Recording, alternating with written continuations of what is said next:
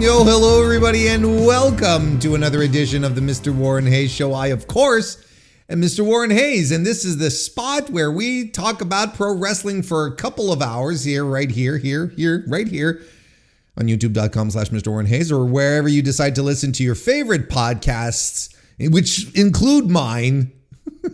Thank you very much for jumping in, for listening, for being here. We are going to be we got some good stuff lined up tonight here. But before we get into all of that, look, just before we do, and I promise I'll leave you alone for the entirety of the rest of the 2 hours, just leave a like on this video if you're watching this on YouTube, or a 5-star review on Apple Podcast, or a 5-star rating on Spotify. Super easy to do, and we're not going to mention it again for the rest of the show. Maybe at the outro, and that'll be that. That'll be the last time we actually speak on that kind of stuff. But no, I mean, that would be a great way to show a little bit of support, just like joining the Mr. Warren Hayes Show channel right here on, if you're listening again on YouTube, you can join the channel, and you get early access to a bunch of stuff when you do, and it shows a little support for your boy. So hit that button there if you want. You can also join the Mr. Warren Hayes Show Discord if you want to continue talking about pro wrestling. You want to hang out with a nice little community of wrestling lovers. That's awesome. And you can also find me on the blue sky at MrWarrenHayes.show if you want to interact with me directly. I don't know why, but you never know. So we have ourselves tonight some reviews. It's not as big a review show as it was last week, because that's all we did, but we still have some pretty big reviews. I'm reviewing the STARDOM show that happened in Korakuen Hall on September 27, just a couple of days ago, with the main event being Saya Kamitani versus Azumi. Don't know why I tripped over that. For title, the Wonder of Stardom belt and the New Japan Strong Women's title were both on the line. So we're going to review that. We're also going to review New Japan Pro Wrestling's Destruction in Kobe, which happened also this weekend on September 28th. So we've got that also back ready to go. Got some little things here, but what we're going to do here is we're going to start talking about the business of WWE WrestlePalooza and why we haven't heard a peep about it. I've got some thoughts in that regard. So why don't we kick that off with that very interesting subject? Thank you, everyone, so much for being here. Let's get to it. So, chat, listen, before we move on, before we get to the docket here, what do we think about the WrestlePalooza, right? Not the show itself. I mean, like the big picture thing, where it absolutely blew up in their face, right? This counter programming stuff is not working, right? Because it happened again. They did it again with WrestlePalooza, trying to counter program AEW, forcing AEW to start their show in the afternoon, and then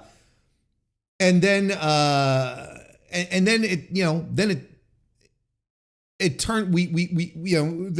The All Out show happens, and then WrestlePalooza happens as well, and we never get like a single peep of PR news, whether it's from WWE or from ESPN. No one touted a single thing about that show, business-wise, metrics, nothing. And like WWE is they like to crow about their successes. Like if there was anything that they could have latched onto to say, this was, we broke records with this, we're the most social event of the day, or whatever the fuck, right? Nothing. Like, I found it suspicious there was nothing on Monday. On Monday, I was expecting, because Sundays are not good days to put out press releases. Sundays are just not good days to put out press releases.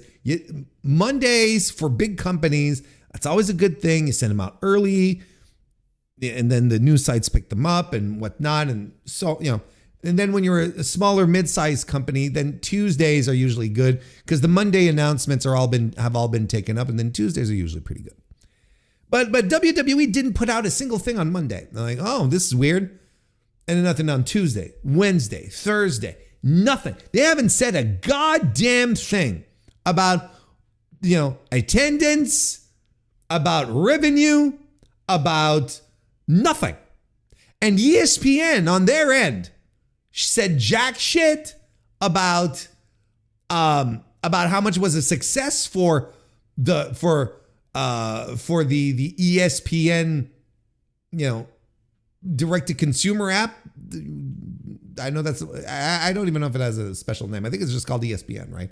I don't think they've changed the course on that. It's just plain old ESPN. So they have they didn't put anything in there out there, I should say, that would show that their partnership with WWE out the gate is paying dividends. Because the reason for ESPN to want to get into the sports entertainment game is to help with turnover, with churn, as it's called in the business, which is when people subscribe and then unsubscribe. They don't want people to unsubscribe. They want people to stay subscribed. And WWE has a reputation of being very good at preventing churn.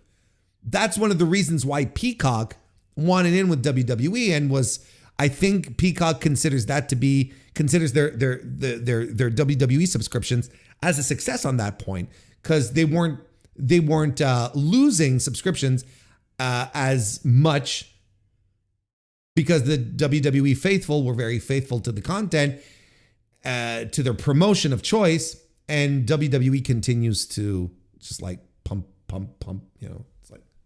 It's fantastic. Pump content is what I'm trying to say. And that's fantastic for Peacock, because they're able to they're able to maintain their subscribers.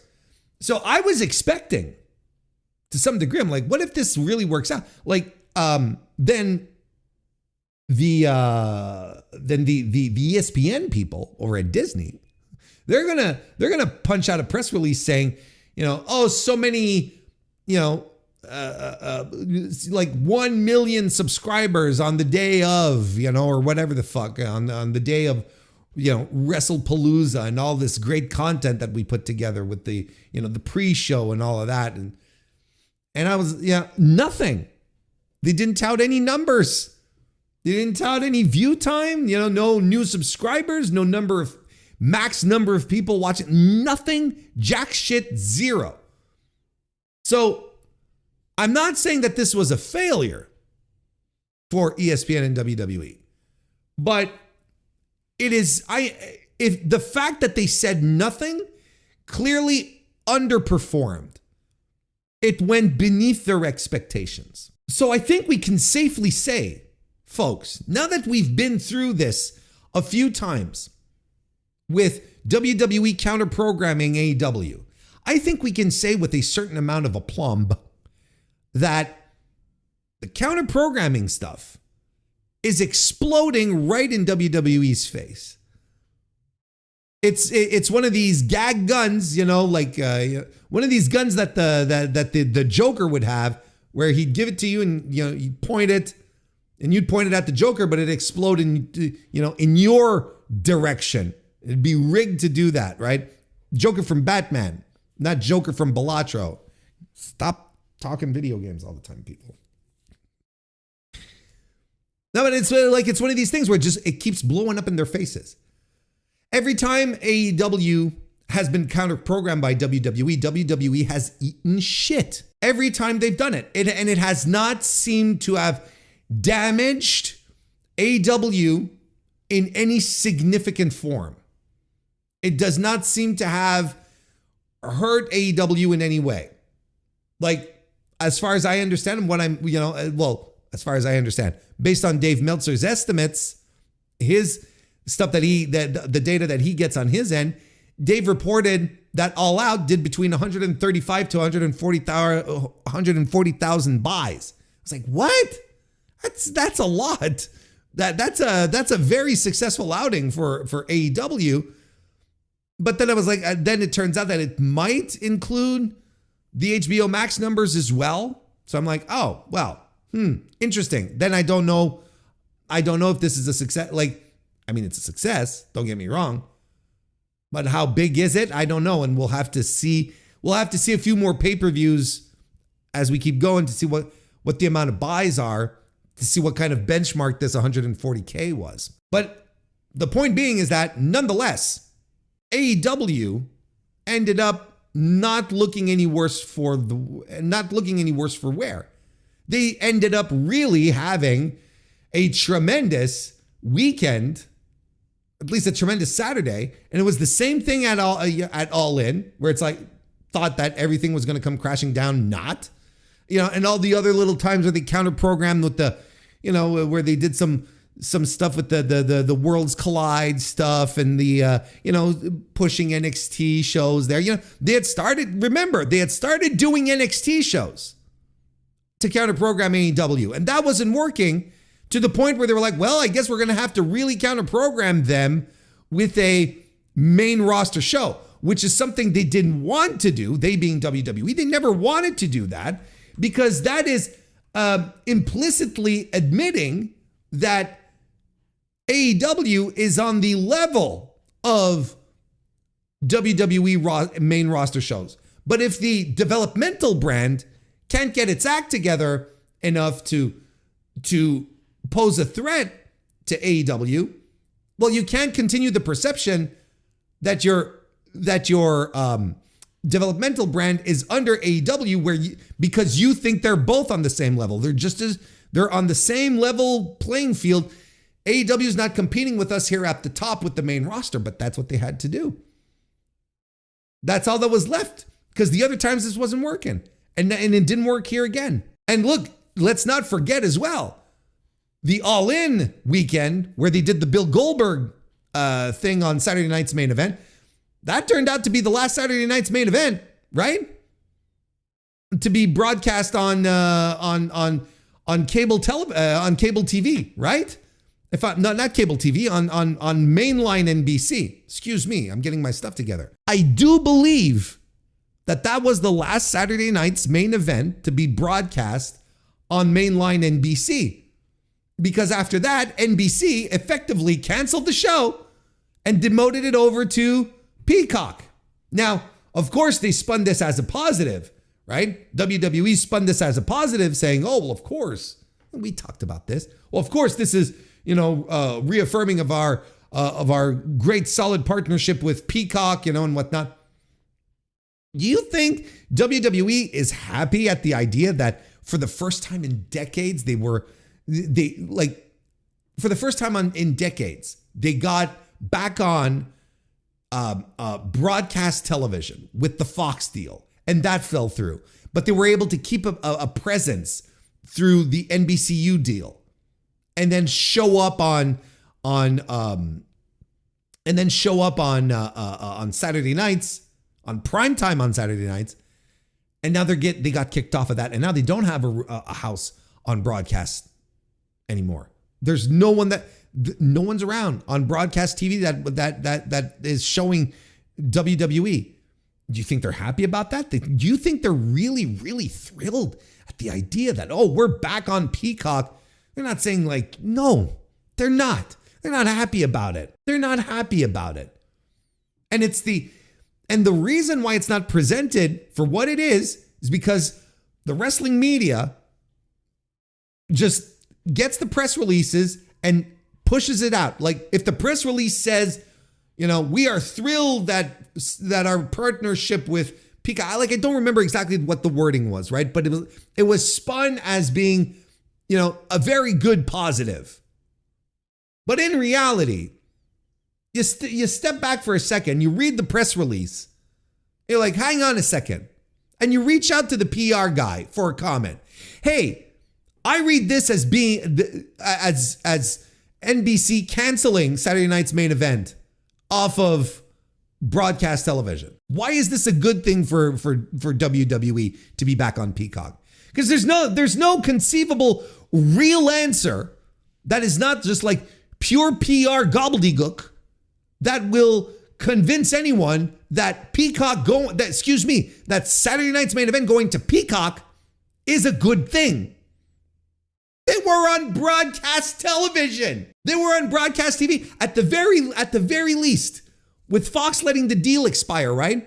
At the very least, WWE leveraged this into getting even more fucking money than they had previously.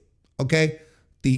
At least there's that. The Netflix deal at the very least blew that out of the water, right? So we just have to stop we have to stop pretending that all this counter programming is great and fun and that WWE's partners are all on board this wrestling culture war. Because look, NBCU said, I don't know what you motherfuckers are doing, but you've been tanking these ratings on Saturday nights. Fuck you. We're taking this off television. We're taking this off TV and we're going to put it on streaming. That's all there is to it. We don't know what you guys are. We're not into this. You guys may be doing stuff, you do what you have to do, but we're not going to be a part of this because we're hurting our own business here. Smart, right? And WWE, I would assume, are realizing that they themselves doing the counter programming is hurting their own business.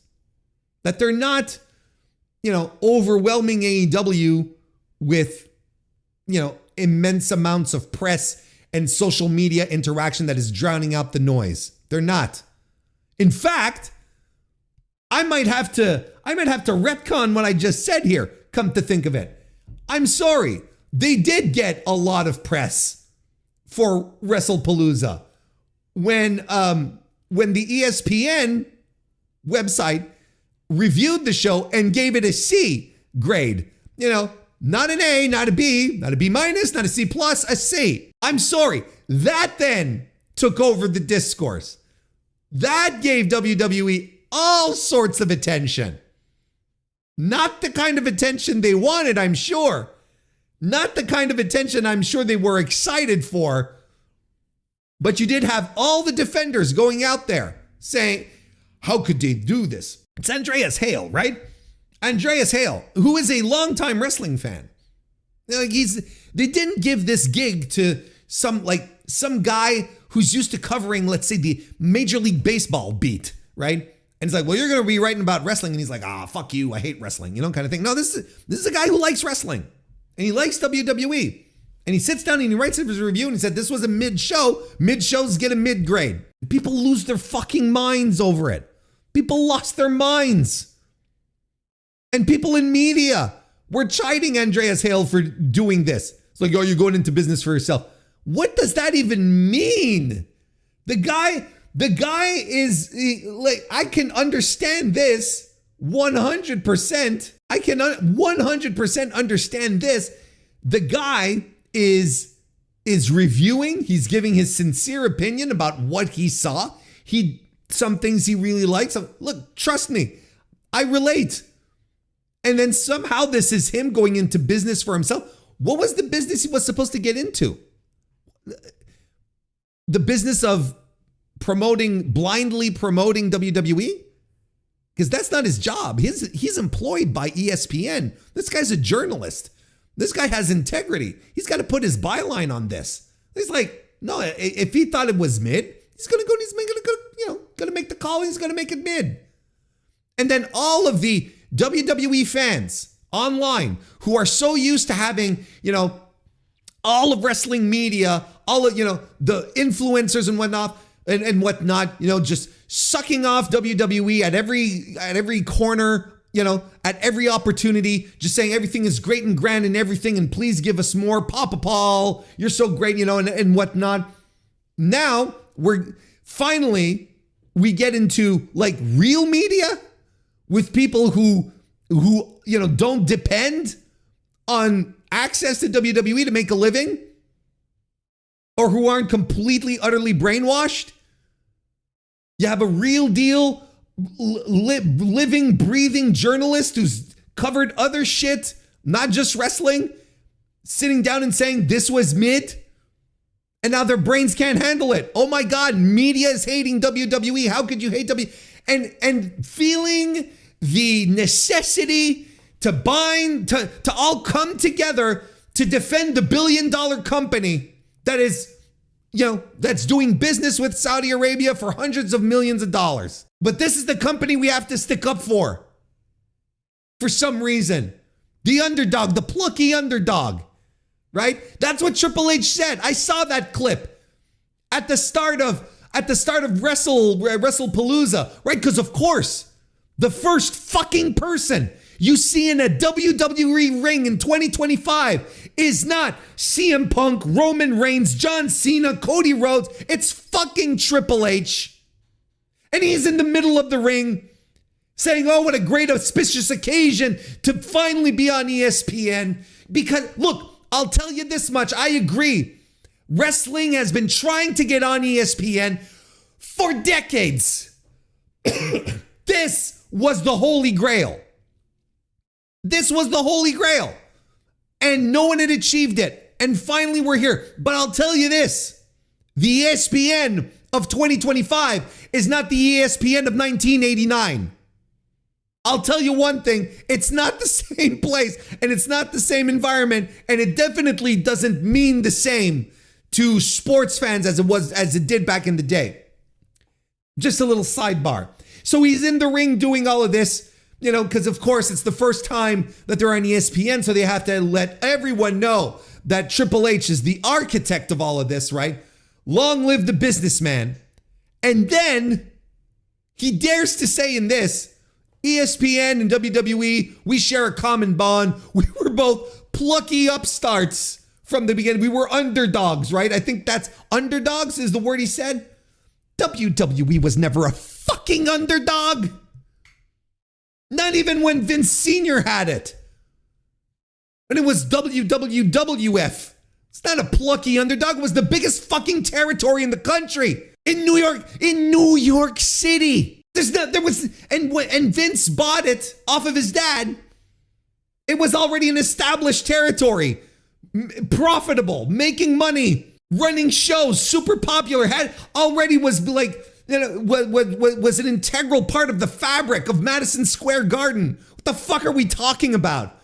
Plucky upstart, running Madison Square Garden on a weekly basis, filling it out on a weekly basis. Triple H is so full of shit. So you see, once you start peeling back once you start peeling back the veneers and the PR speak and the people who have this. The people who have this connection with WWE that, almost seems childlike.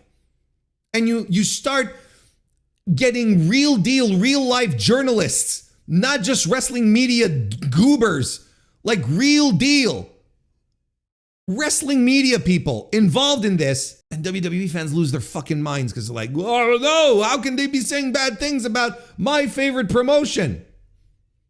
The billion-dollar company that we need to defend. Jesus fucking Christ. So anyway, that went off on a tangent I was not expecting. I really wasn't expecting to go off like that. But I just wanted to touch on WWE failing out with the counter programming, and maybe they should stop. Hopefully they figured it out, and maybe they will stop doing the counter programming and focus on their business and creating a good product instead of trying to change their schedule and shit to try and counteract what AEW is doing. And in the meantime, jeopardizing their creative and the patience of their fans, because now that's starting to crack, and reducing locker room morale at the same time, because these are all things that are happening. So listen, the veneer of I promise you, there's going to come a time where people are really going to see through Paul Levesque for what he is, an uncreative jughead who thinks that he's much more clever than he actually is, and how expendable he truly is as well. Because Vince is not around to protect these people anymore. Vince is not there anymore. And this guy he doesn't own the company. He's not on the board of TKO. He's completely out of that. He's just like hanging around. he's expendable. He's a manager. He's a guy who manages talent. He sits around, in a writer's room filled with people dressed in suits. Have you ever seen an actual Hollywood writer's room where actual creative people sit down and actually come up with real creative ideas? Have you ever seen these environments? Ever watched like a DVD extra of a show that you really like, and you see the writer's room and everyone's sitting around there and they're in t-shirts and sweats or shorts or whatever the fuck, right? And everyone, like, no one's hair is combed. They've been sitting there for 8 hours. There's like tons of empty Starbucks cups on the tables and all that. That's a fucking writer's room. And then you see the WWE ones, right? Where you see Paul sitting at the end of the table and all the other writers there, and they're all sitting there with their shirts and ties buttoned up, their suits on. It looks like a fucking boardroom. This is not a creative environment. This is control. This is what it is. Fucking stinks. And I've been in writers' rooms. Let me tell you, a real writer's room is just going to be, especially if it's for anything close to being comedic, it's just going to be nonstop goofiness and people yelling at each other and, some tensions. And then everyone orders tacos and everyone's happy. I don't know what kind of environment. WWE is conceived in boardrooms. The creative is conceived in boardrooms. It's preposterous. It is the saddest fucking thing. It is a sad environment to work in. I personally am absolutely flabbergasted. There's a bit of news that happened a couple of days ago that really caught my attention, because this is the kind of thing that I find is really interesting, but doesn't get the traction, again, because there's a lot of people just don't want to, they don't know how to sniff out real news when it happens, and they'll just stick to the very obvious or whatever the press release says, and they don't push any further. But the Jazmyn Nix thing is very interesting. As you know, she has gone from WWE, and that was first reported. When was this? This was on the 24th. So I think she left on it was announced that it was on the 23rd, I believe. I know this is dated news a little bit, but I haven't been streaming a lot, so bear with me, okay? And it's still topical. You'll see why in a second. Shut up. So Jazmyn Nix announced, it gets leaked that she's not going to be, her contract is not going to be renewed, right? And Jazmyn Nix then she hits her social media to talk about what happened, and explained her decision not to resign. She was written off TV, and PW Insider would later report. This is an article we're reading off of the Figure 4 Online, of course. The Wrestling Observer. PW Insider would later report that Nix had turned down a new offer from WWE and will be departing the company once her contract expires. Nix posted a video to social media on Wednesday saying the 3-year deal WWE offered her wasn't going to, quote unquote, cut it financially for her. This is what Nix said. I kind of want to just set the record straight that I am not re-signing with WWE. This was a personal decision I had to make for myself and for my future. Personally, the contract that they were offering me for the next 3 years just wasn't going to cut it for me financially, and that's okay. I kind of just wanted to give a backstory of everything. I was playing professional soccer in Iceland, and then I got recruited, obviously, to WWE, which I left everything out there to come here for this opportunity, which I am very, very grateful for. Real name Jade Gentile. She was playing pro soccer for UMF Afturelding.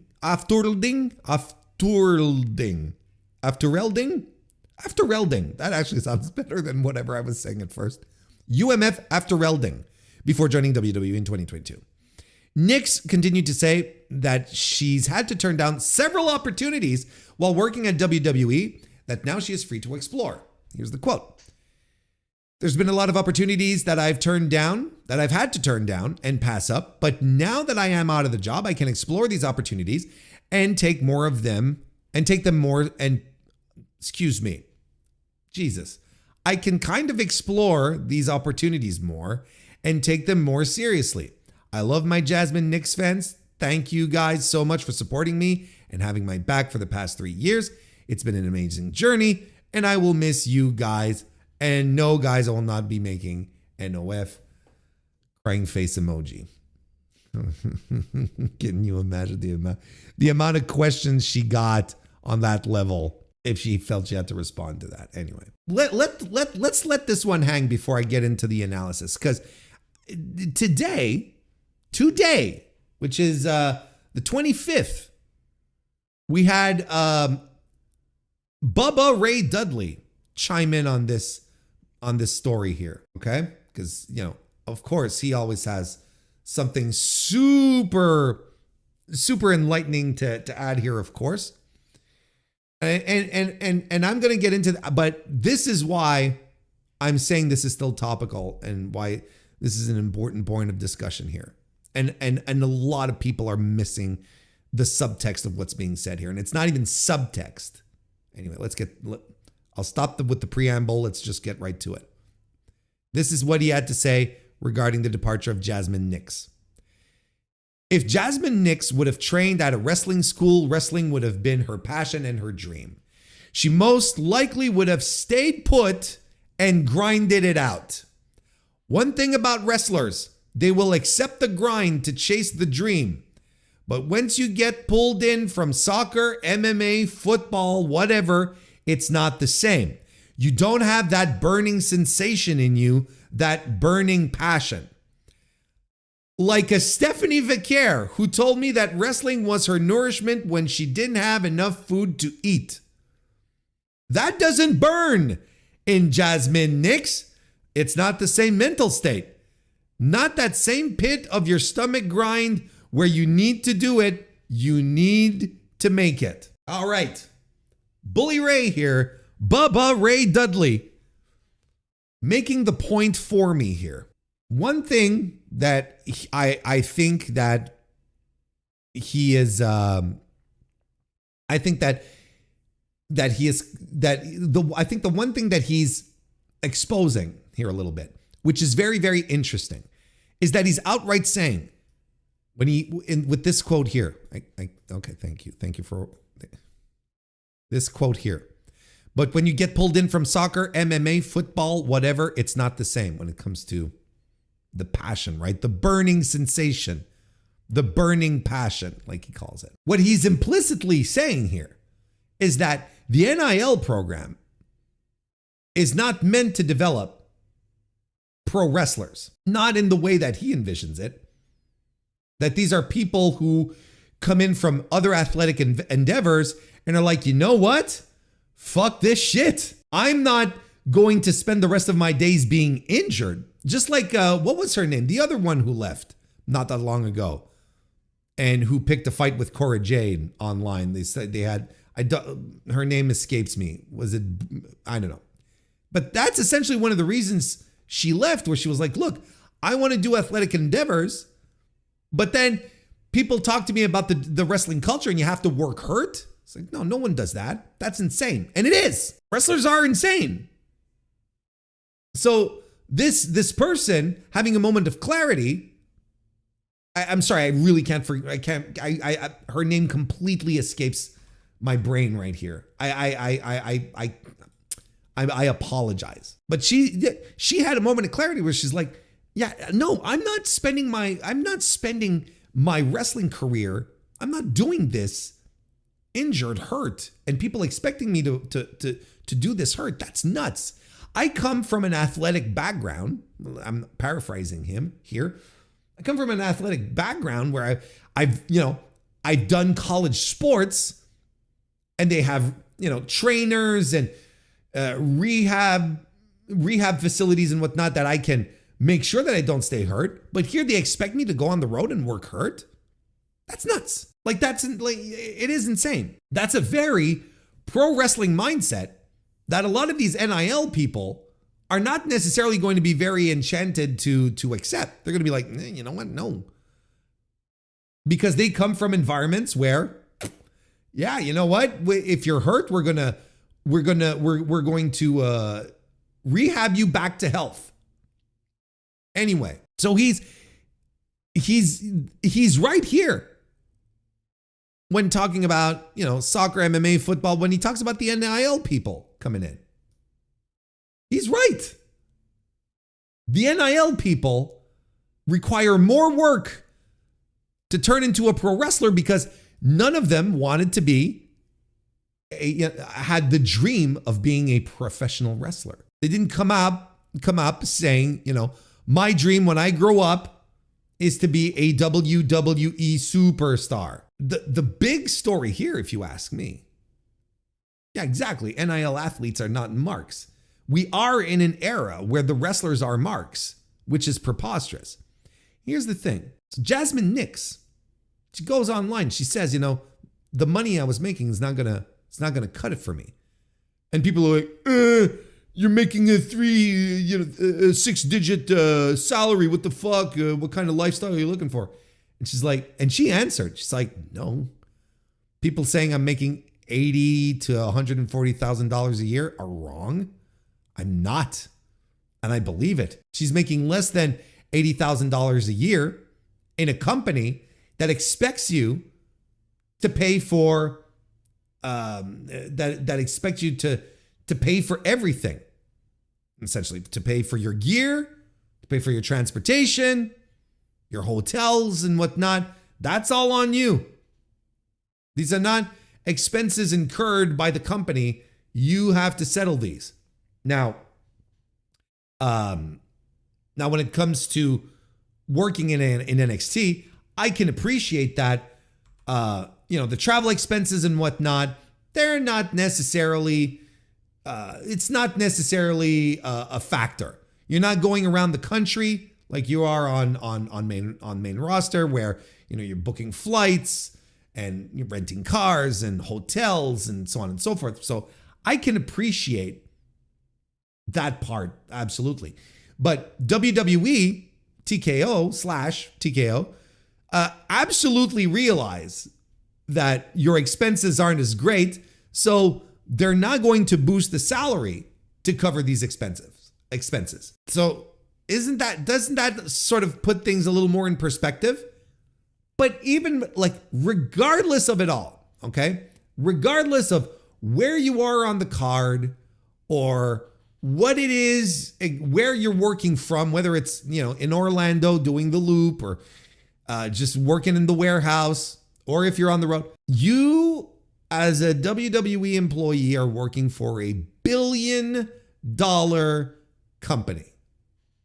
A company that is making so much money, it is preposterous.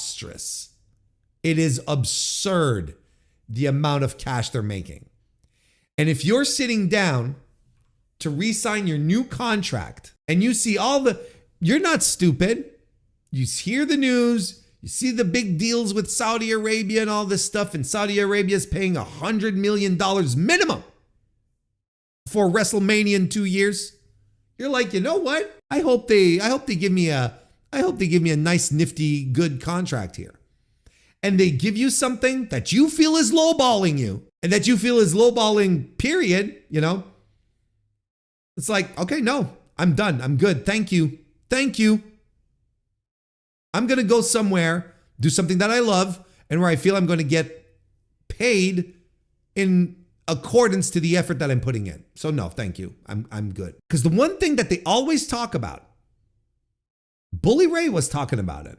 And remember Triple H when he was taking those veiled shots at Will Ospreay, right? They always end up talking about the grind.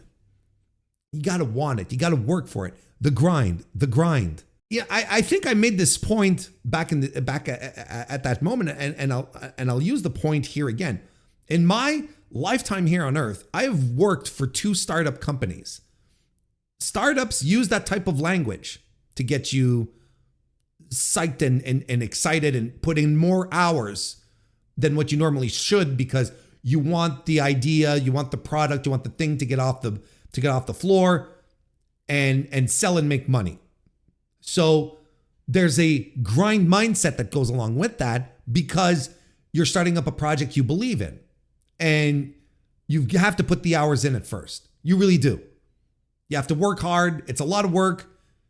It's a lot of long days, long nights sometimes, but you pull out and you're like, at the end of the day, if it takes off, you're like super satisfied and you feel good about it and you get your just reward, right? But these guys are always talking about the grind in this circumstance. Like WWE is, again, like some upstart little plucky underdog type thing. Again, like we were talking about earlier. It's like, you got to want the grind. You got to put your nose to the you got to put your nose to the ground and you just got to work. It's the grind. You got to be in here for the grind. Now, when you're a $1 billion company, I think it is preposterously arrogant to ask of your employees to grind, and then, maybe then we'll give you a proper wage, one that we feel would be appropriate for the amount of effort you put in. But it's not that. It's not that. Not when you're on television. Not when you're on television as an on-air talent, doing effectively stunts, right? Constantly. No, I don't think this is a fair comparison at all. And I am sick of hearing of WWE talking about the grind. And just because these old guys went through it with Vince doesn't mean they have to expect their talent here to suck it up and say, well, look how good you guys have it. You barely don't even have to do house shows anymore. Who cares? I'm still on TV. I'm still an athlete. My time as an athlete is limited. I have to make the most of it now. I have to make my money now because I risk an injury every time I go out. That might just bring all of this to a screeching halt, regardless of what sport and athletic endeavor I'm in, right? And every sport has a ceiling, has an age ceiling where you're just like, I cannot keep up with the younger guys and gals. That's just how it's going to go. So if Jazmyn Nix is sitting around and she's going, no, I'm not doing this for $70,000 a year for this company that is raking in billions of dollars, I say good for her. I say good for her. And more wrestlers should be taking her example. Instead of, sacrificing for $1 billion for a company that doesn't need you to sacrifice, like Stephanie Vaquer.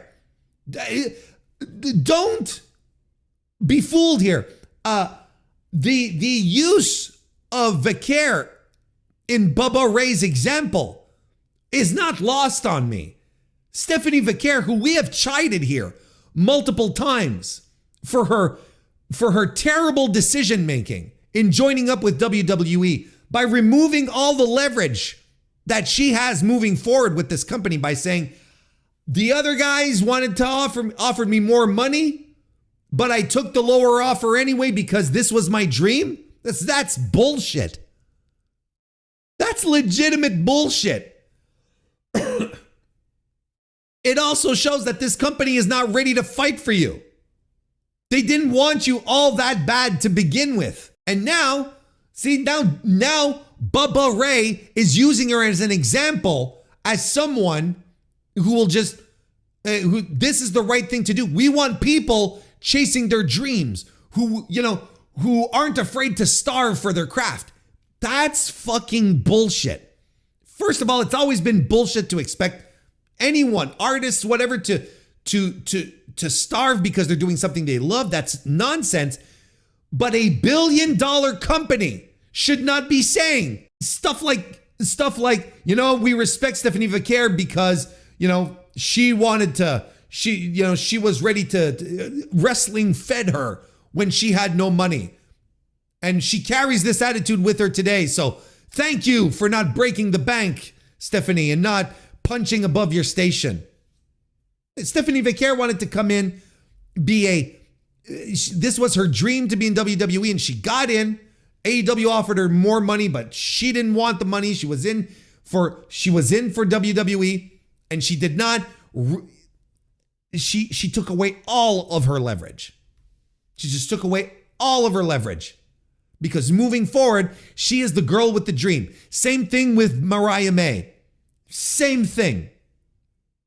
It's always been my dream to be here. There you go. Can you imagine how much more money you could be making if y'all weren't such marks? And I really do think there's a difference.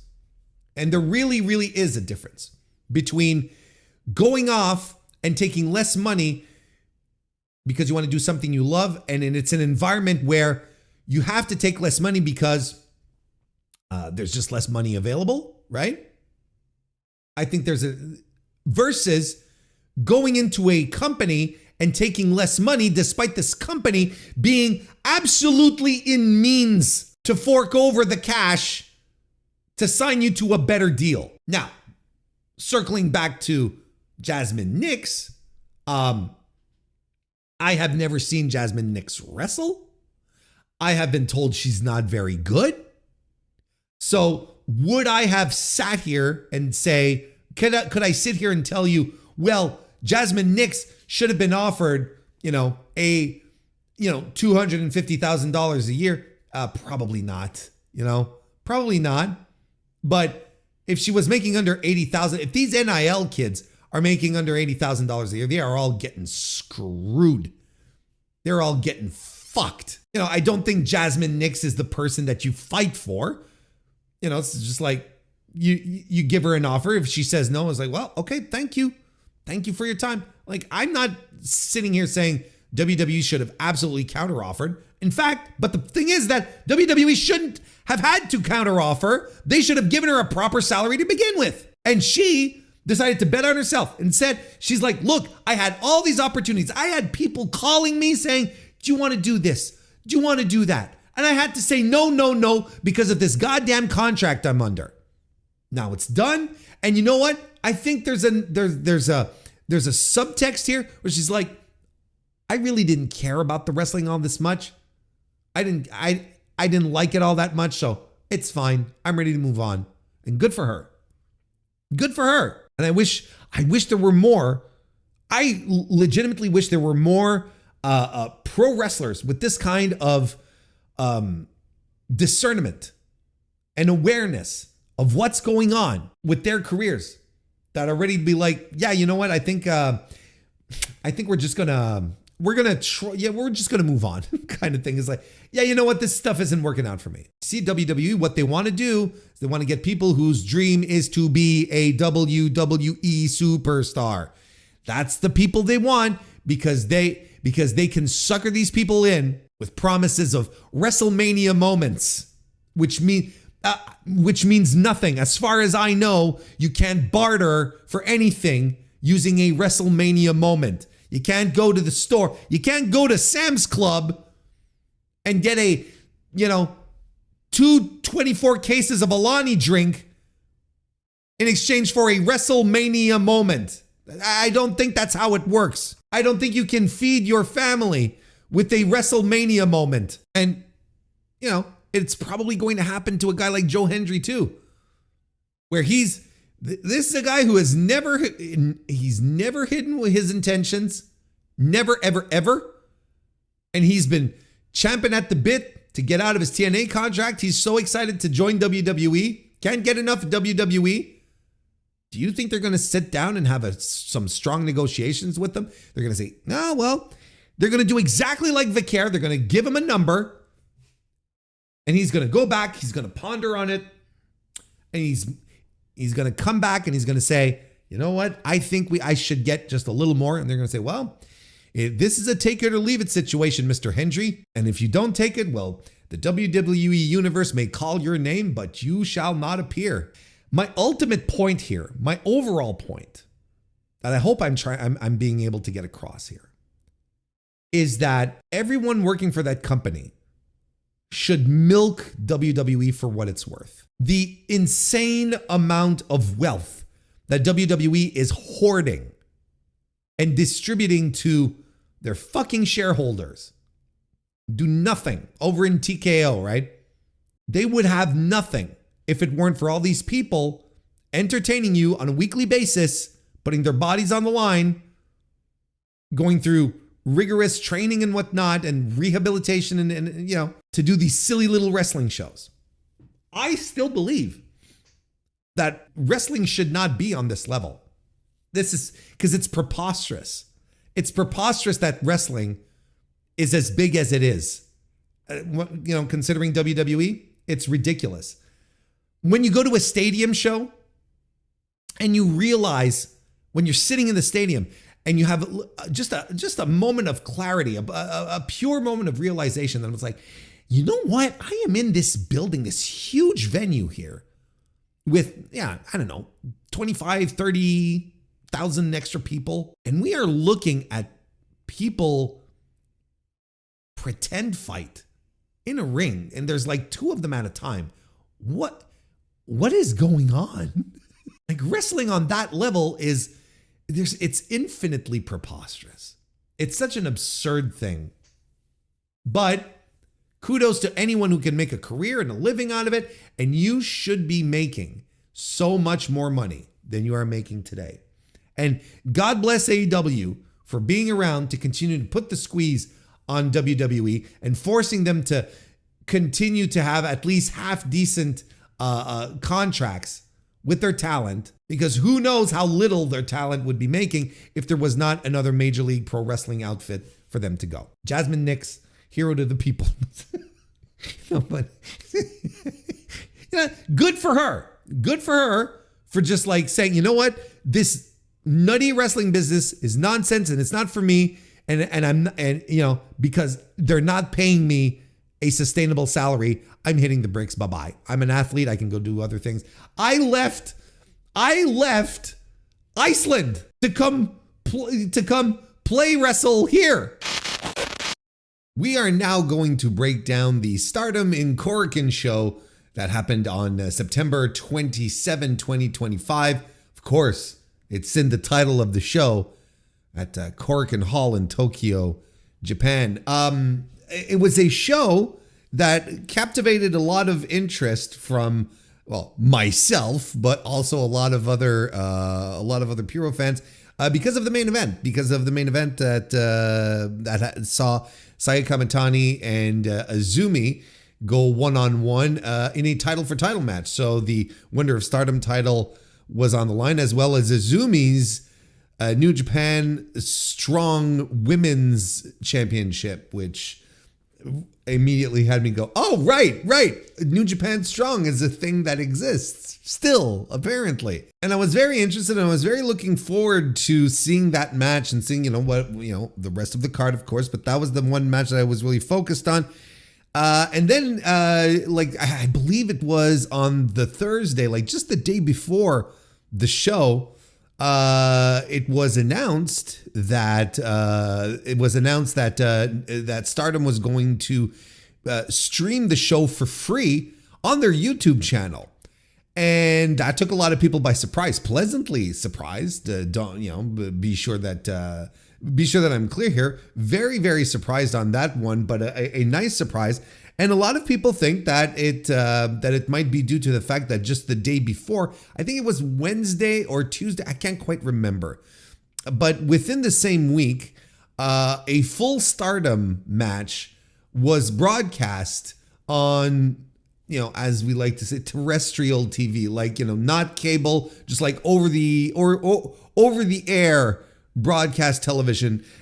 Which is wild because if I remember correctly, that was the first time that a Joshi match was aired in its entirety on broadcast television in 20 years. So that was a significant milestone, and one would assume that STARDOM was then trying to capitalize off of that great that great visibility that they had through that event to sort of try and attract even more fans. It's like, hey, you saw us, a couple of days ago on this nationally broadcast television outlet. Well, here's a free show for you. Voila. And we're going to put our best foot forward and enjoy it. So, I thought that was lovely. You just was able to, and the good thing with STARDOM shows is that they start fairly early in the day. Like I think this one was meant to start like at 11 a.m. Over in Japan, which means that over here on the Canadian Eastern Seaboard, we got the show starting at 10 p.m. I was like, oh, I can do that. That's awesome. Don't have to get up in the middle of the, like, this is great. So, like everything sort of, I think it was a nice, happy little bundle of great kismet that all came together to so that I could be able to watch the show and then plop down here the next day. It's Saturday right now. I am recording this on the 27th. And you're like, well, wait, Warren, you're saying yesterday and the show was on the 27th, but you're recording this on the 27th, but you're saying yesterday. Warren, are you confused again? Old man Hayes losing his mind again? No. Pump the brakes here. The 27th at 11 a.m. on the 27th of September in Japan, which means that for us, again, on the Canadian Eastern Seaboard, we got to watch the show on the 26th at 10 p.m. See how that goes? See, it's a little something called time zones. I know it's, I know it's this wackadoo concept that maybe, a few people are, have trouble wrapping their minds around. Look, if some people have, trouble wrapping their minds around the fact that the earth is round, I don't blame them if they can't wrap their heads around time zones. The attendance for the show that is being reported is 1,639 tickets being out there, or at least people in the venue. Now that's huge. This is Stardom's biggest attendance in Korakuen Hall of all time. And from what from now, just chatting with pals, this actually might be the highest attended Korakuen since COVID by any promotion. But this could be disputed. Okay. I'm not coming out here telling you with full confidence that that it is what it is. In my circles, we're talking a lot about the business end of the show.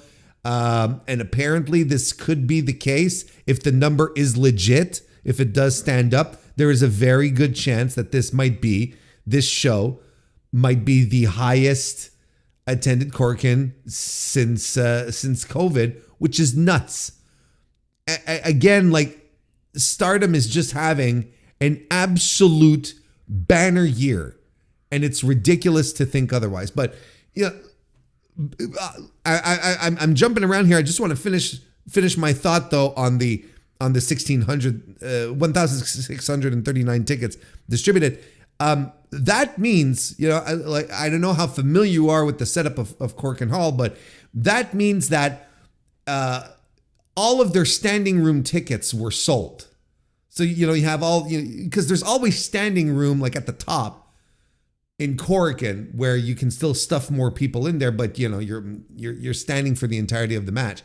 And usually those don't like fill up. In this case though, everything has. Like for a wrestling show, from what I understand, there was like no conceivable room left for any human bodies in Korakuen. It was just packed to the gills. People were standing in the hallways. That's how many people there were at the show. So again, just I just wanted to make that point to make sure that was clear. But yeah, like it's undeniable right now that Stardom is having a banner year. It is having one of the best years of its entire existence. Did I say one of? No. They're having the best year of its entire existence. They've never had this much success, highly attended shows. It's wild when you think that the minute Rossi Ogawa, who is on the ballot, by the way, this year for the Wrestling Observer Hall of Fame, the minute Rossi Ogawa gets booted from the company, Stardom soars to levels that it has never soared to previously. And then Marigold in the meantime, just bleeding its top acts. And I do not have a good place in my heart for Rossy Ogawa, who I think is one of the most overrated wrestling personalities in the history of the business. I didn't say the most, one of the most. He's so whatever genius mind people believe that he had for Stardom, this is a guy who was never able to turn a profit with this company. He was never able to make any money off of it, no matter how many kiss cards he had his girls do. And to get himself out of the financial hole, he was forced to sell to Bushiroad. And then Bushiroad had enough of his shenanigans, because even while under Bushiroad, he wasn't necessarily tearing the house down. And the minute he leaves, the minute he hits the bricks, this company starts rebuilding, changes face, changes, the people who are at the top, starts pushing exciting young talent. And all of a sudden, the company, I don't know how much money they're making, but look, Bushiroad not that long ago, they had a media call on which they were, of course, they go through all of their properties and they say, oh, this one is performing well and whatnot. And in their sports division, well, they obviously talked about New Japan and Stardom, but the pictures that were being used to, like, on their PowerPoint presentation, it was all Stardom. It was all Stardom wrestlers. And not too much focus was put on New Japan. How about we leave it at that? There wasn't much focus put on New Japan Pro Wrestling. It's undeniable right now that Stardom is a hot promotion. It is probably I would say with a fair amount of confidence that it is the most buzzworthy promotion coming out of Japan right now. I don't think there's, like, maybe Pro Wrestling Noah, but then, a lot of that was based around Ozawa, right? And isn't he injured right now? So, that sort of throws a glass of cold water on their plans, because Ozawa was the guy.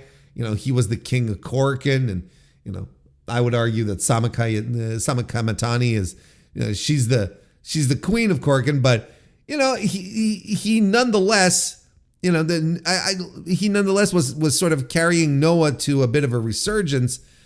Now that he's gone due to injury, is Noah suffering a little bit? Is it not as interesting? Like I haven't read some great thing. I didn't watch the N1 tournament, but I didn't necessarily hear some good things from the people that I trust in these matters. They were like, everything was bad to mid. Everyone loved night one of the N1, but then after that, it felt like everything just nosedived and wasn't able to pick up. After that, it's not New Japan. Like in case you're screaming at your screen right now, Warren, what about New Japan Pro Wrestling? No. New Japan is in a terrible spot right now, both creatively and financially. It is not a good promotion right now. That's a whole other kettle of fish that we're not getting into here. DDT, but DDT has such an intense flavor, specific flavor of pro wrestling that, I don't know if that's necessarily everyone's. In fact, I know it's not everyone's cup of tea, and I don't know if that hoists them to a number two position. I don't know. I don't know what to think about necessarily about DDT. Like, those would GLEAT? No. You know what I mean? Like, Stardom is in such a great place. And if anyone wanted to call it, the number one promotion in the country right now, as far as fan interest, buzz, business metrics, great wrestling, good angles. I wouldn't, sure, I would be, I can't counter argument that. I don't, like the only other Puro promotion that I listen to regularly is New Japan. And New Japan's the pits these days.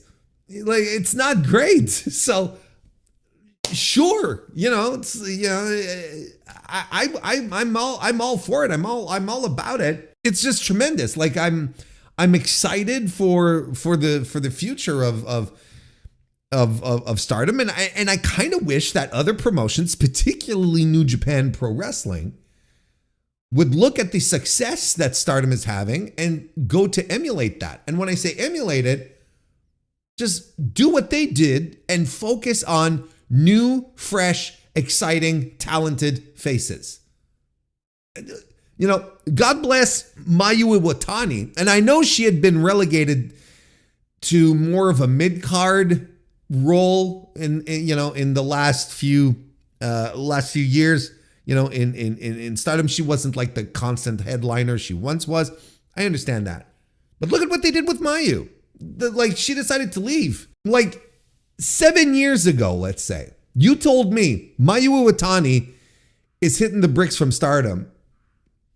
And, everyone does one of these, they have they do the soy face reactions and it's like, oh my God, like that's a major blow to the company. But when Mayu did decide to leave to go to Marigold to go help out her buddy, well, no one batted an eye outside of people saying, wow, Stardom without Mayu is going to be weird. And sure, especially for longtime viewers, I absolutely understand. It's kind of like Hogan leaving WWF. You're like, that this is very strange. You know what I mean? But did the promotion suffer for it? Hell no. Are they in financial straits because Mayu left? Hell no. If anything, this was the perfect time for her to leave, where the company is in a great spot. She felt that she probably would. She saw the direction. Like, she's no dummy. She probably saw the direction where this was going. It was like, okay, there's no more. There's no more room for me at the top. So I'm going to move on. And that's a good thing. That's a good thing. So I'm not saying suddenly you have to fire everyone in New Japan and start over and only like push the young lions. That's not what I'm saying. But see, New Japan, it has the situation where the people who were at the top, right? The people who led the charge in the 2010s, in the golden era of New Japan, as a lot of people call it, right? They're all retiring, and they're broken down, or they just flat out left. There's a bunch of situations, where Okada, Jay White, Ospreay, Naito, Tanahashi, for whatever reasons, like, it's all coming to an end. But instead of focusing on the new guys, they're still focusing on these older dudes, which is preposterous. And I sincerely believe if New Japan had done a better job building the younger, fresher talent into these top guy spots, the company would not be in the position that it is now, with stale creative and bad attendance. Anyway, I'm not here to audit the entirety of the world of Puro. I'm here to talk about the Stardom in Korakuen show. Look, let's go right to the top of the to the tippy top of the card. That's the match that everyone wanted to see. That's the one I want to talk about the most. So we'll do that. We'll talk about the business end of the card first, the last two matches, the post-intermission matches. And here's another thing. Here's another great thing about Stardom. The matches are all designed to be fast-paced, shorter matches, right? So you never... I never get the vibe where, I'm being sunk into this 30-minute affair with, drawn out segments, and it's like, oh my God, they're just padding for time or whatever. And the shows themselves, like, these are 3-hour shows. This is in and out. This is extremely respectful of your time. It's extremely respectful of your time, So anyone who's like, who's these days is complaining that, wrestling shows go a little too long. I mean, look, you've literally STARDOM, does a nice tidy 3-hour show where you won't get bored. And then, if you want to stick in North America, well, you've got CMLL that does the same thing. But again, I don't want to go off on too much of a sidebar here, but because the idea here is that I felt the show was easy breezy to watch, lots of action. Was it all great? No, but the stuff that was not good on this show was short enough to not piss me off, to not be like, what the fuck am I doing here? Right? It's not a 12-minute House of Torture match where you've got like 7 minutes of goofball nonsense and you're like, what the fuck are we doing with our lives? Right? So the bad stuff didn't take up that big of a chunk of time in the show enough to make me feel like I was I was wasting my time doing this, because it moved on. It always keeping things rolling and whatnot. Because what the show also did is it set up a lot of matches. It set up a lot of stuff for future shows, future matches, maybe even some Queendom stuff. We'll see how it all goes. But let's start talking about the main event. Saya Kamitani defeated Azumi to retain the World of Stardom Championship, but also become the new New Japan Strong Women's Champion. And like I said, it's like, oh, right, the Strong Belt. I had legitimately forgotten about it. And I was wondering, is this just a way to get it off Azumi so that Saya can take the title and sort of laugh at it and say, I don't want this trash, and then bin it, and then we're officially done with New Japan Strong? Because from my understanding, we shouldn't be expecting any US shows anytime soon from New Japan. Not at least under the Strong brand. That might be a dead brand. We'll see how things go. But as it stands, there hasn't been a show in months, folks. What, in May, I think May was the last one, something to that effect. It's not necessarily the best spot to be a New Japan Strong fan right now. But no, she embraced the title when she won it and so on and so forth. But look, maybe I'm jumping ahead a little bit. This was a very physical, very exciting match. I thought it was an excellent match. They fought into the stands early on, which, it was very standard. They didn't do anything really compelling.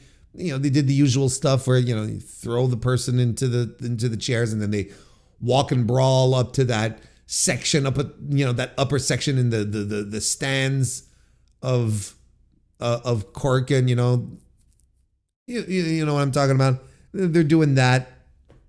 And then they come right back. So I'm like, okay, Saya tossed Azumi through an exit door, which got a chuckle out of me. But anyway. But back in the ring, that's where all the business was, right? They start paintbrushing each other with these super stiff open hand shots, and Azumi does a crossbody to the floor, and she spends a good portion of this match going for Saya's arm, right? That's part of the arm bar.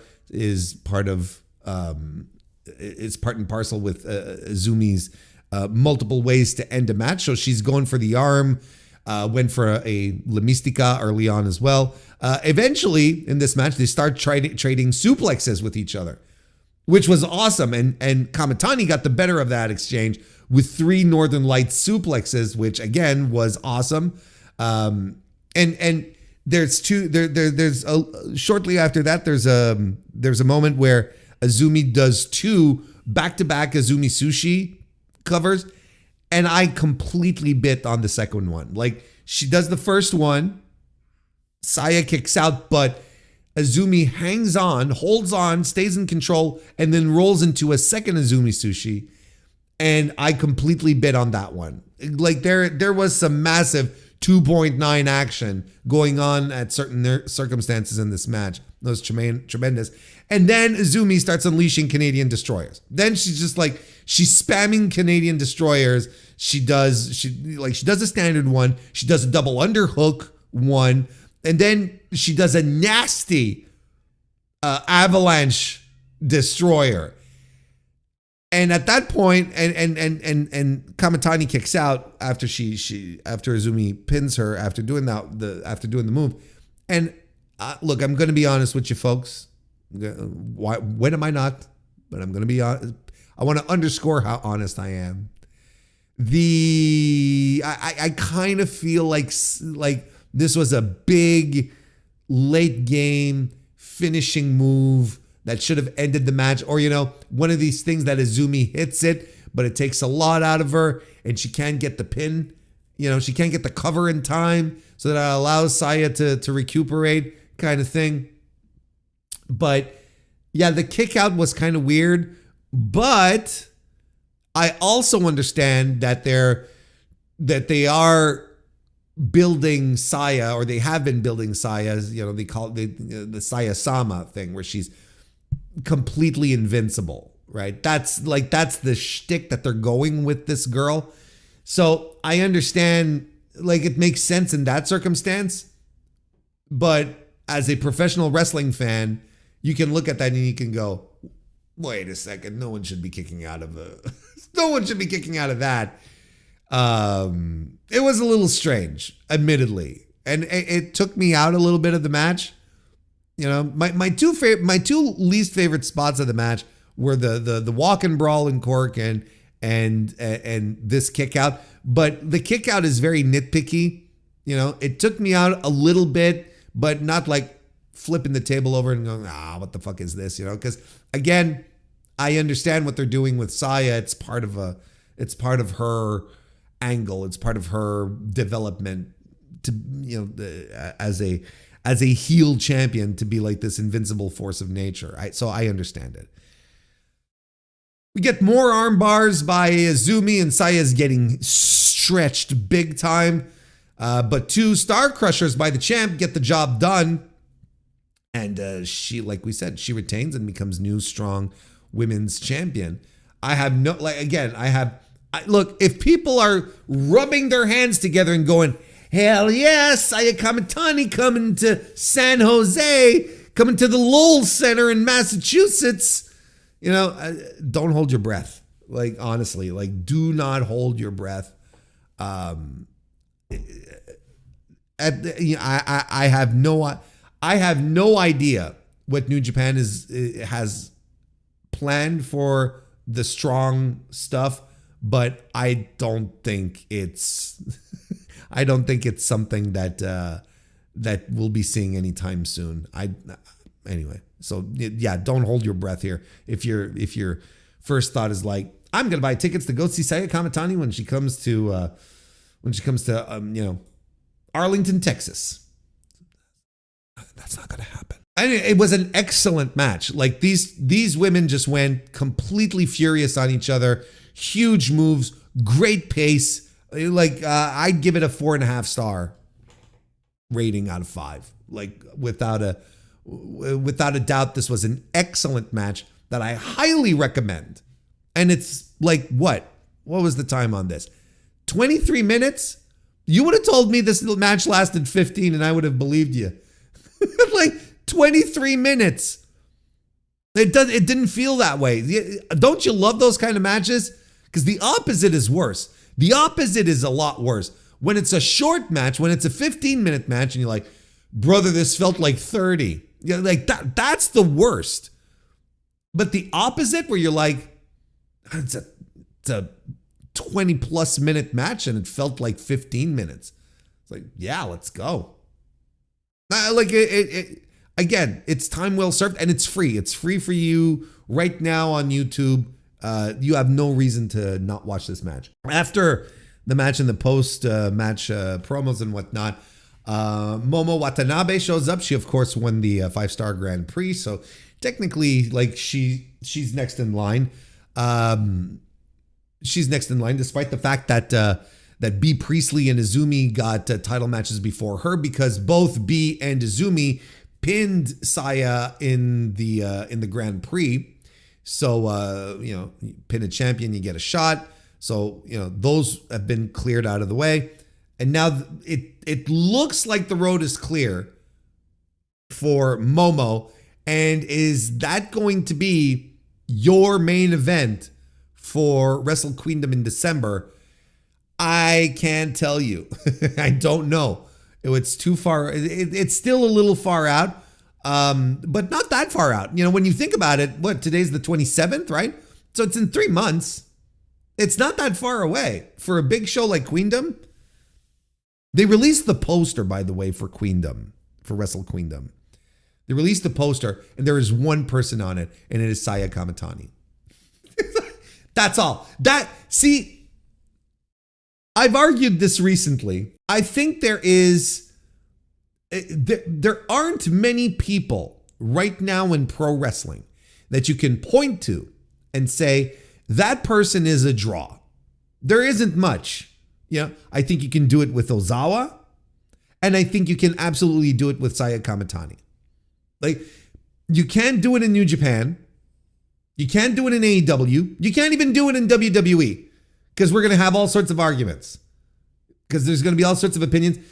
But you turn around and you look at you look at Saya Kamitani and what she's been doing in Stardom, and you're like, undeniable. This woman is a draw, and they probably have the data to back it up, and that's why they released a poster for the biggest show of the year, and there's only one face on the poster so far right now, and that is Saya Kamitani. And you could be like, but why? And of course they're not going to put more people on the poster because they're going to be spoiling matches. No, that's dumb. You could put all of your women's, all of your top women's faces on the poster. You could put Saya and Izumi and Kamitani. Kamitani. Starlight Kid is what I was trying to say. You could put Hanako on there. She just won a title. There's so many. Hina. You could put so many titles, people's faces on there. Poi and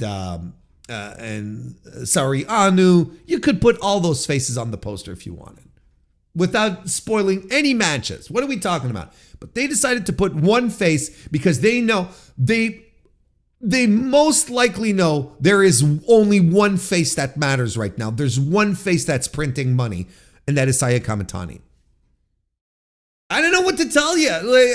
Prove me wrong.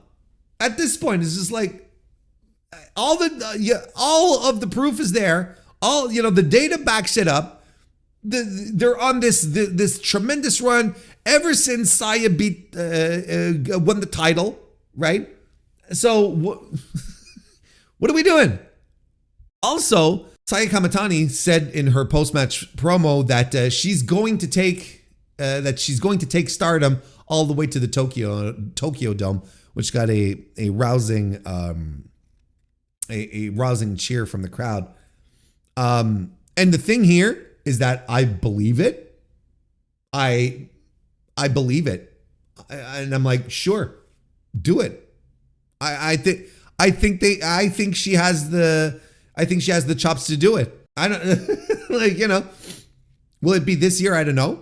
Well, this year, when I mean in the next 12 months. How about that? Maybe the next 12 months. Maybe this year. No, probably not, because the year's almost done. But as opposed to but it makes sense. It ain't going to be Shota Umino who's going to take New Japan to the Tokyo Dome. It ain't going to be Ren Narita. It's not going to be Kenta who's going to take Pro Wrestling Noah. I don't know. There's a solid case for this. I have a tendency to believe her. Incredible match. Eventful post match stuff. Go out of your way to watch it. It was a great match. Let's move on. The other match, the second from the top, was for the Future of Stardom title, where Hanako defeated Hina to become the new champion. This was a good, strong match that really set the table for what was to come in the rest. At least the start really set the table for what was going to come in the rest of the match. They're laying into to each other, and of course, like Hina is trying to use her speed as much as possible to counteract Hanako's strength.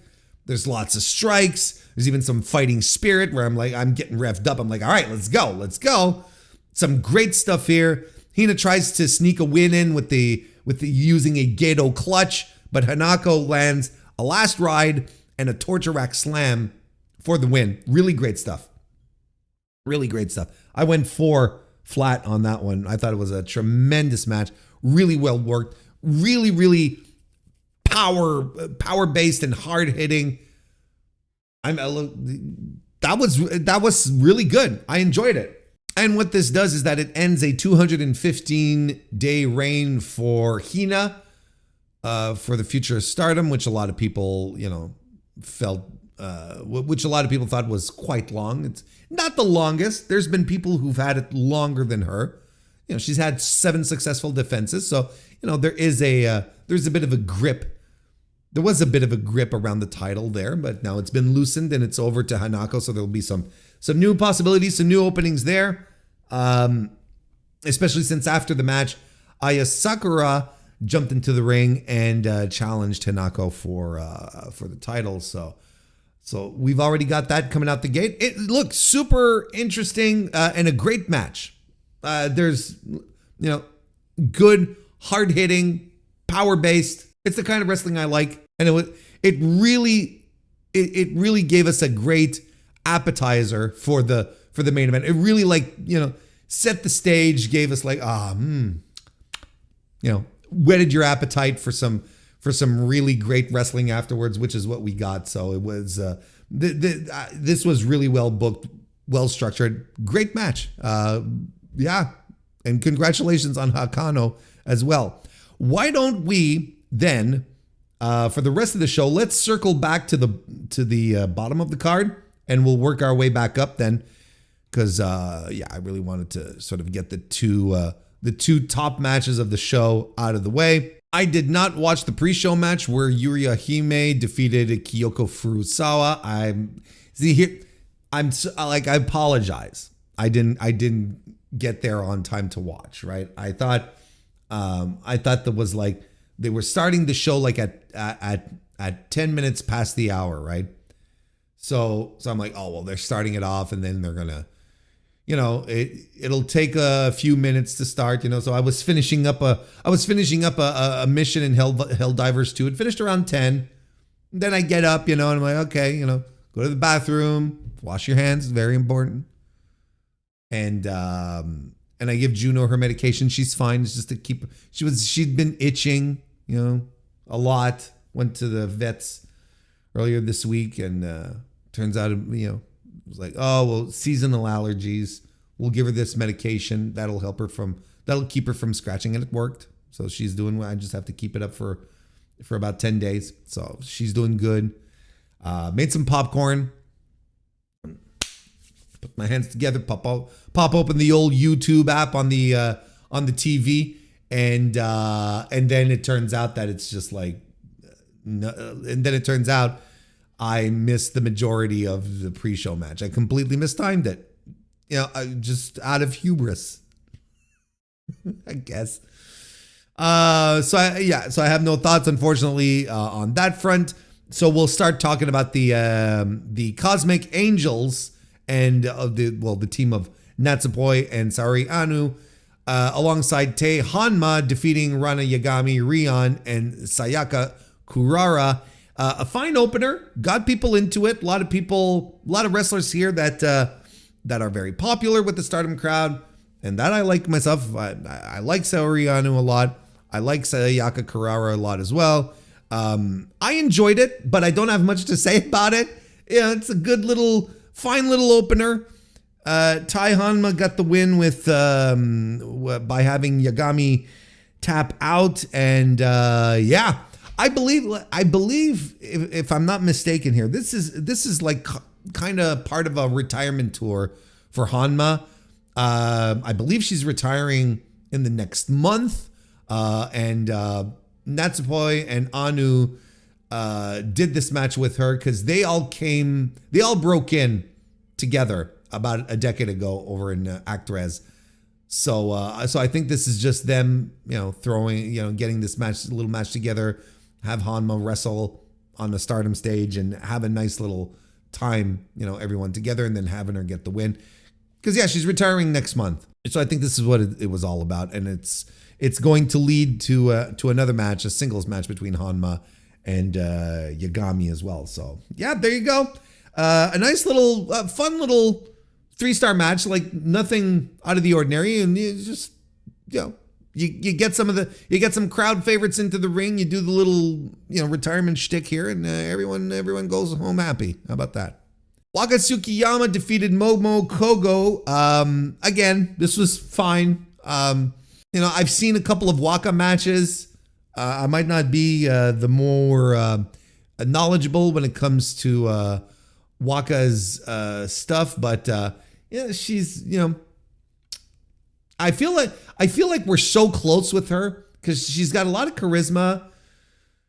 She's got a lot of charisma, and she's so close to being like someone who's super duper 100% over. But there's always like something missing. There's always, and I don't know what it is. And might be in her work, quality of opponent. Well, the time of the match too. Like this was a 5-minute match. It's not as if we're tearing the house down with 5 minutes. But Momo Kogo isn't exactly, she ain't exactly Minami Toyota, if you know what I'm talking about. This match did have a nice series of near falls that led to Waka pinning Momo with some kind of jackknife pin thing. So another like 3-star special. I don't know. There's nothing out of the ordinary. Let's keep it going. We get a trios match where the Stars team of Hanan Sayaida and B. Priestley defeat the Hate trio of Momo Watanabe, Konami, and Fukijin Death by disqualification, though. Oh, yeah. This was a very short match. Not as short as the Waka match, but still like sub 7 minutes. And, for whatever was going on, at some point, Momo runs in with her bat and she starts swinging it like she's at the home run derby during All-Star Weekend, right? She's just swinging for people, taking everyone down. And the ref is just like wagging his finger at her. He's going, "Hey, what are you doing with the bat? What are you doing with that?" And he doesn't call the match. He does call the match, though, when Konami cracks a chair over Hanan's head. Then it's like that. Now that's a step too far, right? A wrestler running into the ring, swinging for the fences at other wrestlers' heads with a baseball bat, that the ref can stomach. But a chair shot, that's where he draws the line. No, sir, we're not going any further than this. Call the match. That's all, It is what it is. It's fine. See, this is what I mean. This is what I meant earlier when I was saying the bad stuff at the very least, because this is a 2 3/4 star match. Like it's, mediocre. There's nothing to really get into. And it's just like, okay, I understand what they're doing. Let's just move on kind of thing. And that's what we did. It's like, we didn't drag this out to 10 minutes full of interference only to end with this shitty finish. And like your time was not wasted. Yes, it's a heel finish, and sometimes the heels have to finish matches like this, but you're not wasting your time with it. They didn't draw this out, into double digits time wise to make you feel like oh well, we have to pad the show, we have to give people their money. No, they understood, and I appreciate that, and that's why I'm not like sitting here flipping tables and screaming bloody murder like I do with the House of Torture matches. Because that's not what we got here, and it was fine. It was fine, and I haven't been timing myself, but I've probably talked about this match longer than the match itself. Moving on, we had a 3-way, 12-person tag team match under Lucha rules. So no tags, we're rolling in and out of the ring, etc. And it is the Cosmic Angels duo of Aya Sakura and Yuna Mizumori, alongside Hazuki and Kaguma, aka FWC. They defeated Emma Mishima and the Neo Genesis trio of Mei Seira, Miyu Hamasaki, and Starlight Kid, and the Mi Vida Loca trio of Akira Kurugame, or not trio, quartet of Akira Kurugane, Itsuki Aoki, Rina Yamashita, and Bozilla. This was a crowd pleaser. This was a party match, like we like to say. I really liked the start of this match. I loved it, actually, where they had this terrific high speed work between Hazuki, Sarah, and Kurugane. It was just fantastic stuff. And then they do, like I said, party match. There's some goofy stuff in here. They do a suplex centipede, where everyone's lined up in a suplex position and all the team sort of accordions each other, one next to each other, or like a centipede. And then Mei Seira hops on top of all of their backs and then runs off of them to drop kick two other wrestlers. It's fine. It's all right. And then Bozilla shoulder charges everyone. She's just laying everyone down. And Hazuki gets the win for her team. Blast of a match. I thought it was fun. 3.25 star for me. I was hoping to see a little more Starlight Kid. I like me the Starlight Kid. She's one of my go-tos. She has her 10th anniversary show coming up in a couple of weeks. The one where she's teaming with El Desperado and Dragon Kid. Apparently it's already sold out. Apparently it's sold out in a flash, actually, which is great. That's next month. Yeah, it's in October. I can't remember the date, but I know it's in October. So that should be fun. And look, back to the match itself, though. Well, the post match, after the match, President Okada makes a match. He makes Hazuki versus Kaguma for the CMLL Japan title. Because yes, there is a CMLL Japan title that I'm sure CMLL has forgotten exists. I'm 100% convinced that CMLL is just like, oh, all right. They heard about this match. Hazuki and Kaguma are going to the Women's Grand Prix in CMLL, right? And, I'm sure Koguma is going to pull out the belt, for her entrance. And then, the Lutheroths are going to be backstage. They're going to, oh, shit. Right. That title. Whoa. Anyway. This was fun. Like I said, right? 3.25. Yeah, I did. Okay, good. Next, we had another trios match. Amy, Sarai, Kyoka, Kotatsu, and Lady C of God's Eye. They defeated the Hate trio of Natsuko Tora, Rina, and Ruaka. This is a good match. Work here was super solid. Good action. There were some use of international objects in here towards the end of the match, but by the Hate crew, of course. But it played against them because Lady C used the chair on Tora to get the win. So a good little match. I'd give it 3.25. I thought it was solid. I think Natsuko Tora as a throwback, as a throwback big heel, I think she's very good in that role. I think she's tremendous. It's kind of something that I'd like Bozilla to embrace more, but look, one thing at a time. And then after the match, Soray and Lady C, aka the Reiwa Tokyo Towers, challenged for the Goddess of Stardom titles, which are the tag team titles, which are currently held by Hate. I think it's Tora and it's Tora and Ruaka who hold them, right? Yes, correct. And that leads us to Sari and Kaoru Ito defeating the God's Eye duo of Shuri and Tomoaka Inaba. Boy, I mean, this up until this point, that was the match of the night. It was fantastic. Kaoru Ito is a former AJPW wrestler and a mixed martial artist. And boy, can she not move. Holy smokes. Like that mobility, man.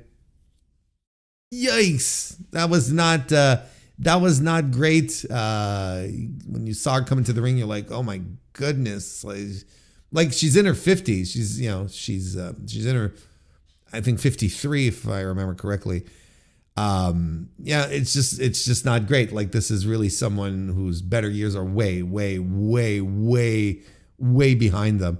But on the flip side, it really gave a lot more room for Sari, which is a good thing. And as expected, this was a super physical match, tons of strikes, lots of little extra stank on the shots and whatnot.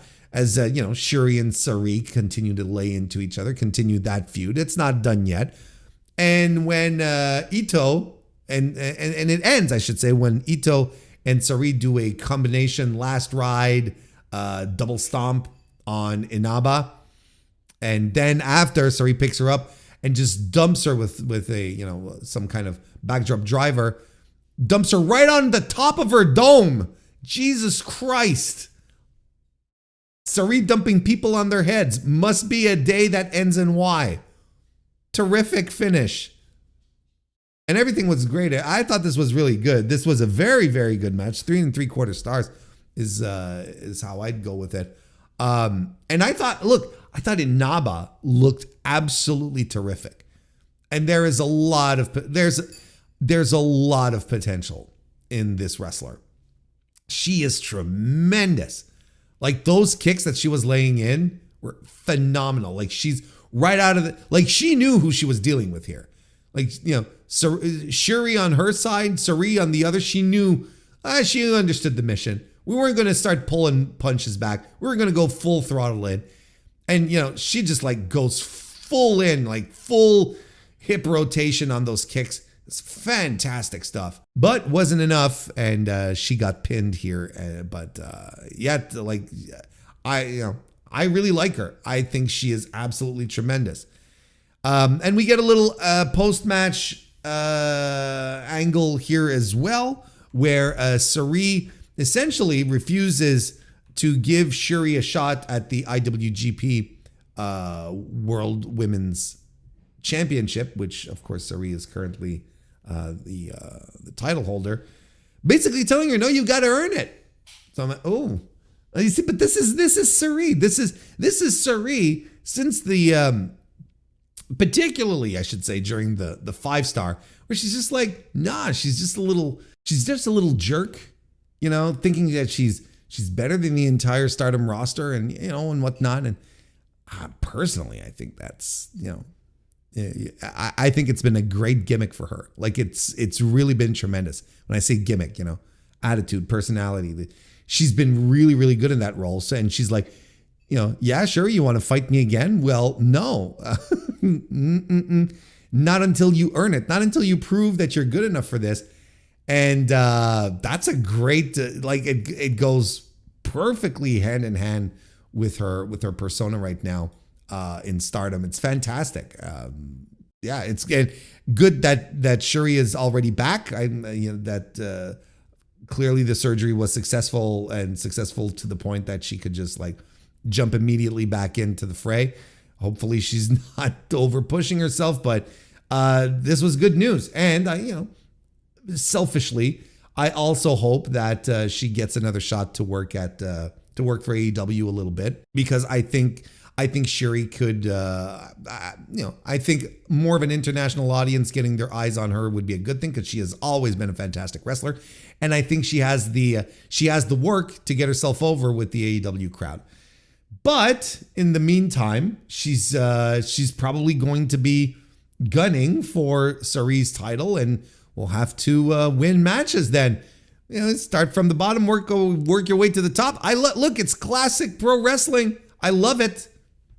Nothing wrong with that. I think it's super cool. So there you have it. Did I say? Yeah, 3 3/4 stars.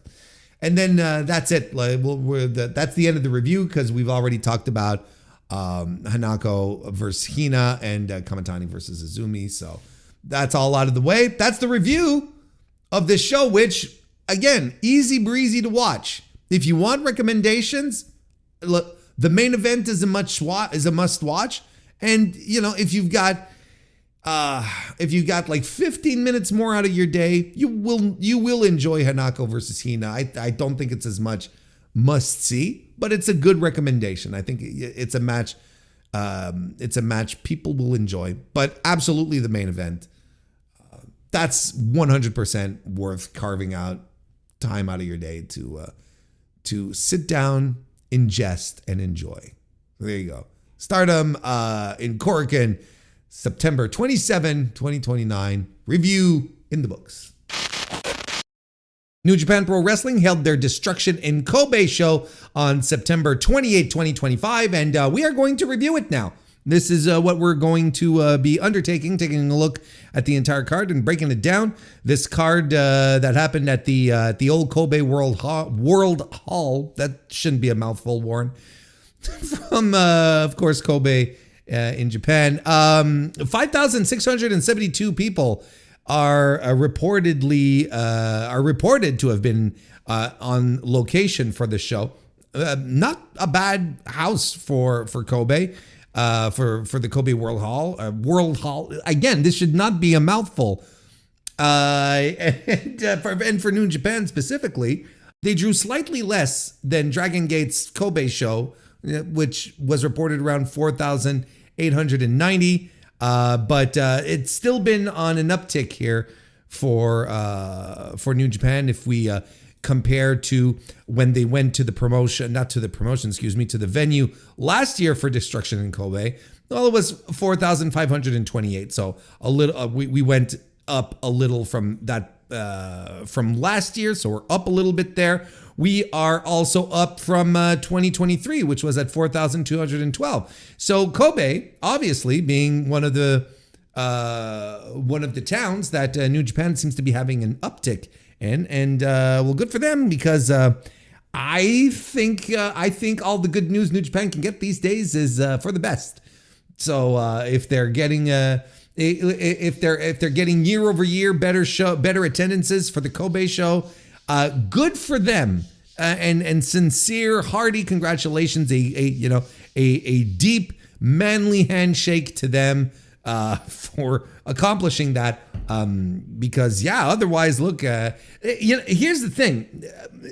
This is where my train of thought is going here. I haven't watched any New Japan since the G1, and that ended in August. But I have not been locked in, tuned in, ready to devour everything that New Japan has to offer.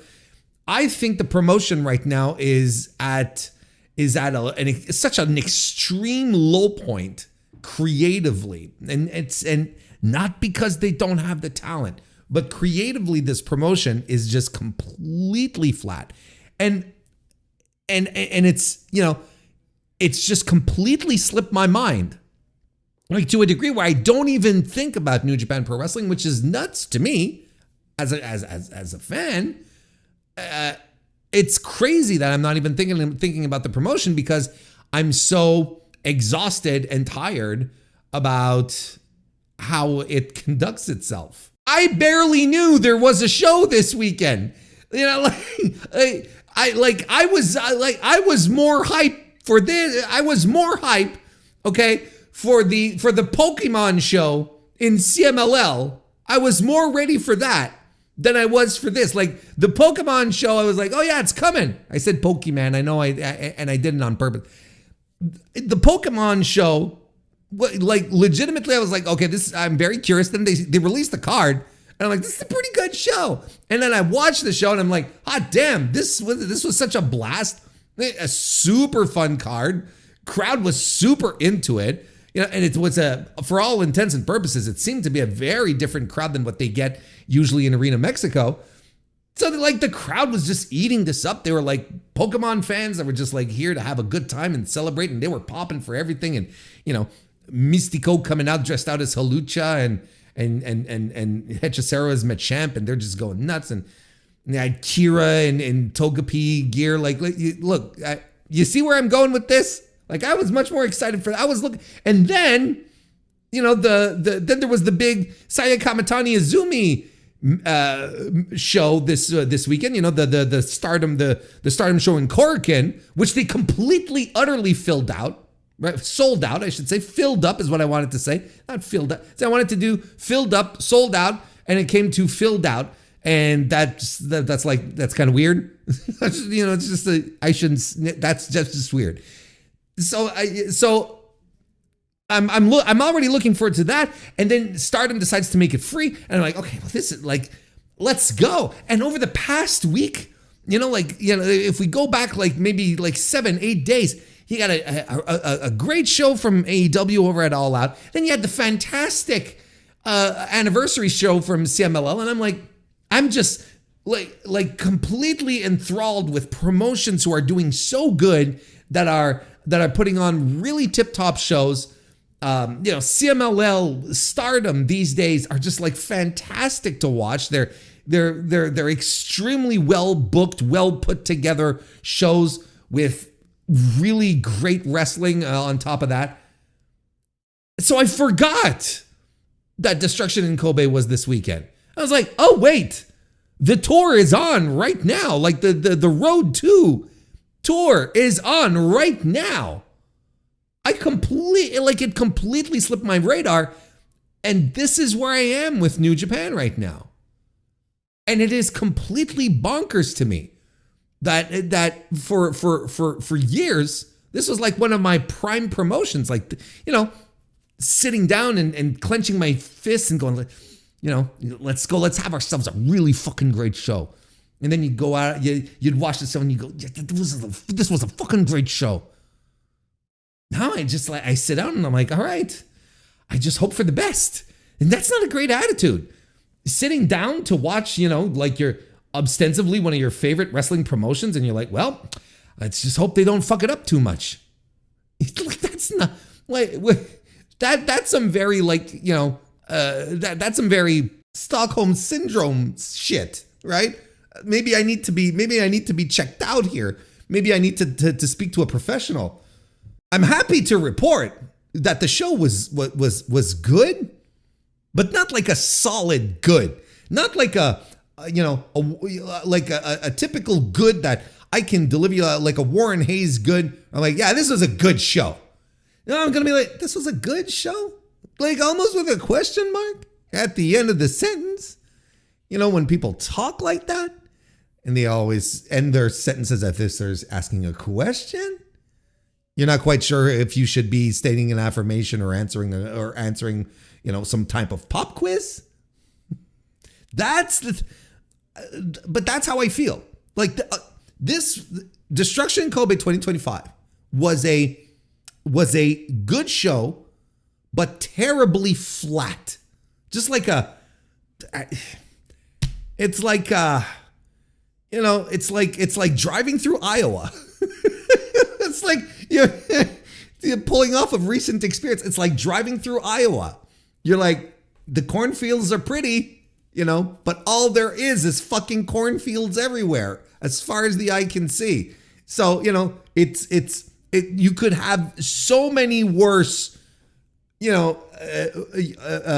surroundings, environments to be driving through. There's like in Illinois at some point where it's just like flat land. And there's nothing, like there's jack shit. There's nothing, just like completely flat. Maybe some wind farms here and there, but otherwise just like completely flat. That's worse. That's like observably worse. But at some point you're like, it's the same fucking cornfields all the time. Can't we mix it up? Can't we do something else? Is there something else here than the cornfields? Clearly there isn't.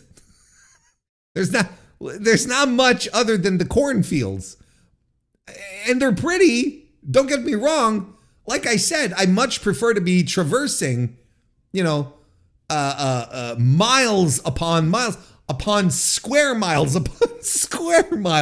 of cornfield than, I don't know, like Chernobyl ruins. We're going from one extreme to the other, but you get my point. That's nonetheless my point. And I think it expresses pretty well how I felt about this show, where it's like, look, this was not a bad show. This was not a bad show by any stretch. It was good. It was definitely like an above average wrestling show, but there's no spark. There's no life to this. It's almost as if everyone has decided, it's almost as if everyone has decided to just do their thing. And we're going to go out there and wrestle, but this environment in which we're in doesn't foster a creative environment. It's not, giving anyone really any big incentives to drive forward. Like, I haven't felt no, let me restart that, because that would have been a false statement. Here comes the real statement. I truly felt in this show the void, I felt the creative void watching this show, if that makes sense. I felt the nothingness that surrounds everything that's happening in New Japan these days. Yes, practically every match ended setting up a new match, but we're revisiting a match. We're already revisiting a match that happened just a couple of months ago in one of these new matches. We're setting up for World Tag League, which is like the most obnoxiously unimportant tournament in all of the New Japan calendar, right? Like unless suddenly the guest teams are like, shit, that will absolutely blow you away. This is a nothing tournament because the tag team division in New Japan is non-existent. I know there's people who think that in AEW for a while, because now I don't think it's as much the case. But I know there's people in New Japan for a while that were saying, well, there's no tag team division, and I was also part of that. But they should see what's going on in New Japan, particularly these days. Compare these days, and then you're like, oh no, wait a second, we're eating good in AEW as opposed to this. So, World Tag League is the only time of year where the tag leagues get activated and the tag teams, I should say, get activated and stuff happen. So we're setting that up. We're setting up matches that we're, like I said, we're revisiting, or I don't know, just are bereft of life. No, I'm not doing the parrot skit. It's legitimate. Like there's just a lack of spark in everything that's happening. And look, I don't know. I should be watching a good New Japan show and be sitting down here and slapping my hands together and going, let's go, everyone. We're so fucking back. Like I was doing at the start of the year. If you recall, and you go back to my earlier reviews, like Wrestle Dynasty and the, I can't remember the name of the New Japan Strong show that happened in January. And then New Beginnings. New Beginnings was a great show. It's still one of my favorite shows of the year. And I'm going there and I'm pumping my fists and I'm sitting at this microphone and I'm telling you all, I think New Japan is back. I think we're back into it. This was so great.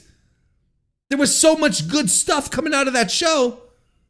And then somehow the direction was completely lost.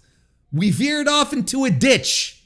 We were driving down that Iowa interstate, and then whoopsie daisy, we were overcome by the sway of the cornfields, of the stalks doing their seductive dance in the wind back and forth. We got hypnotized, and whoops, made a hard left, like sirens. They were like sirens of the field, calling out to wary travelers, tricking them into destroying their car.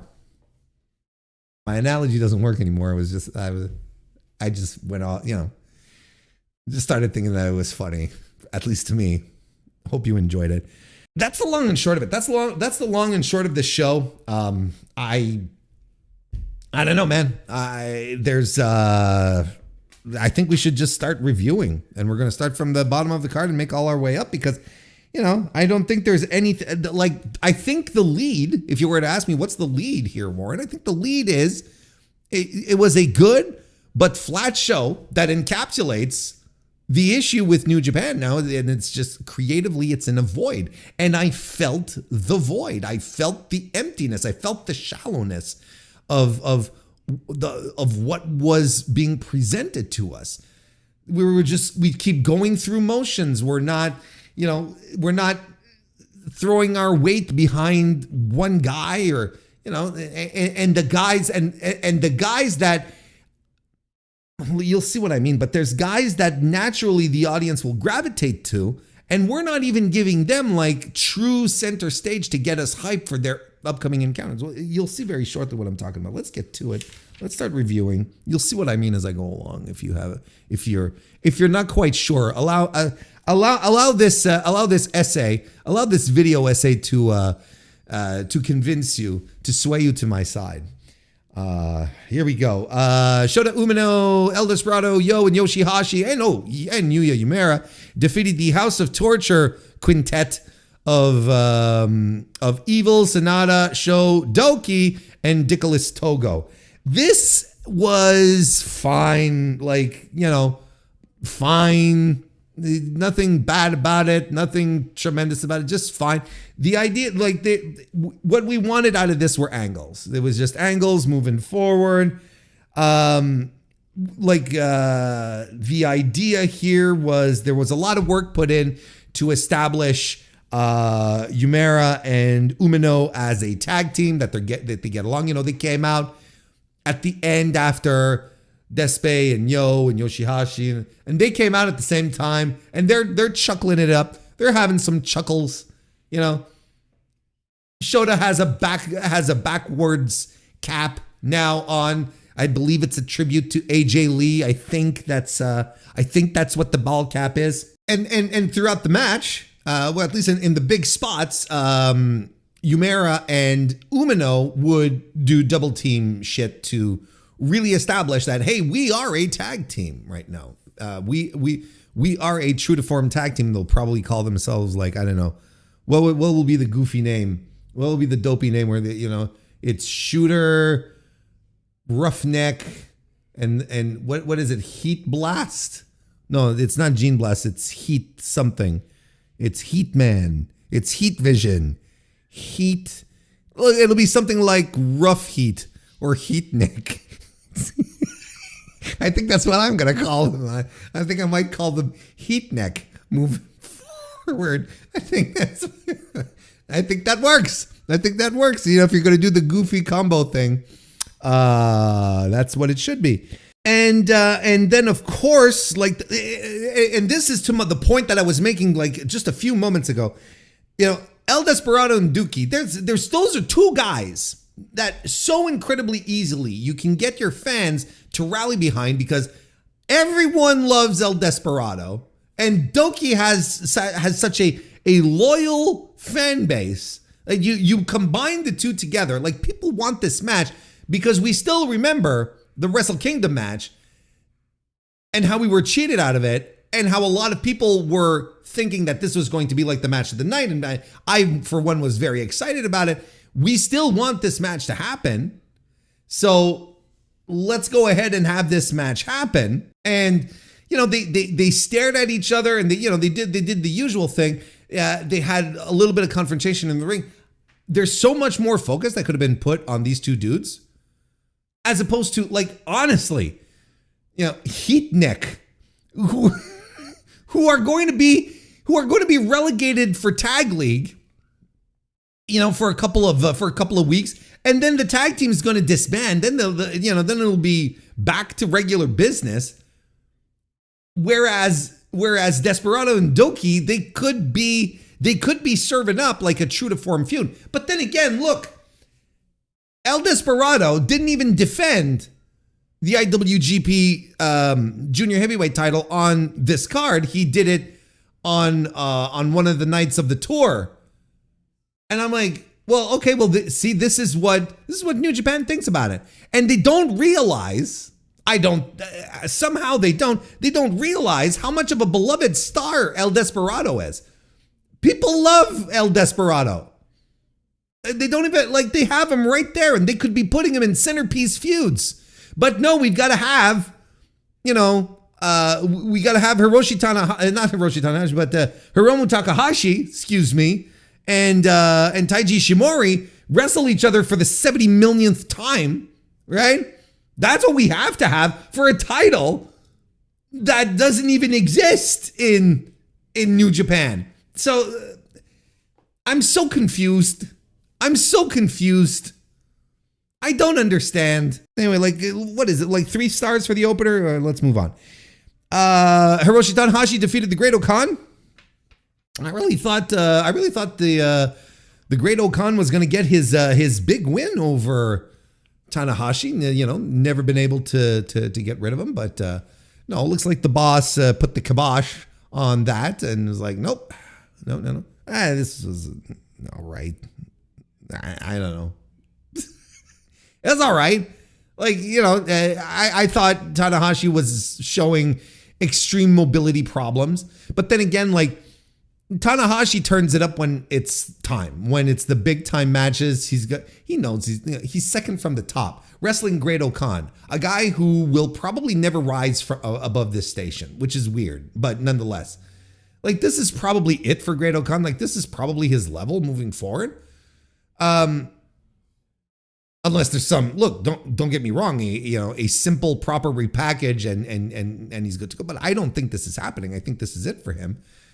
Hiroshi Tanahashi decided, like, I'm retiring, having a perfect record against you, Great Okan, and that's just it.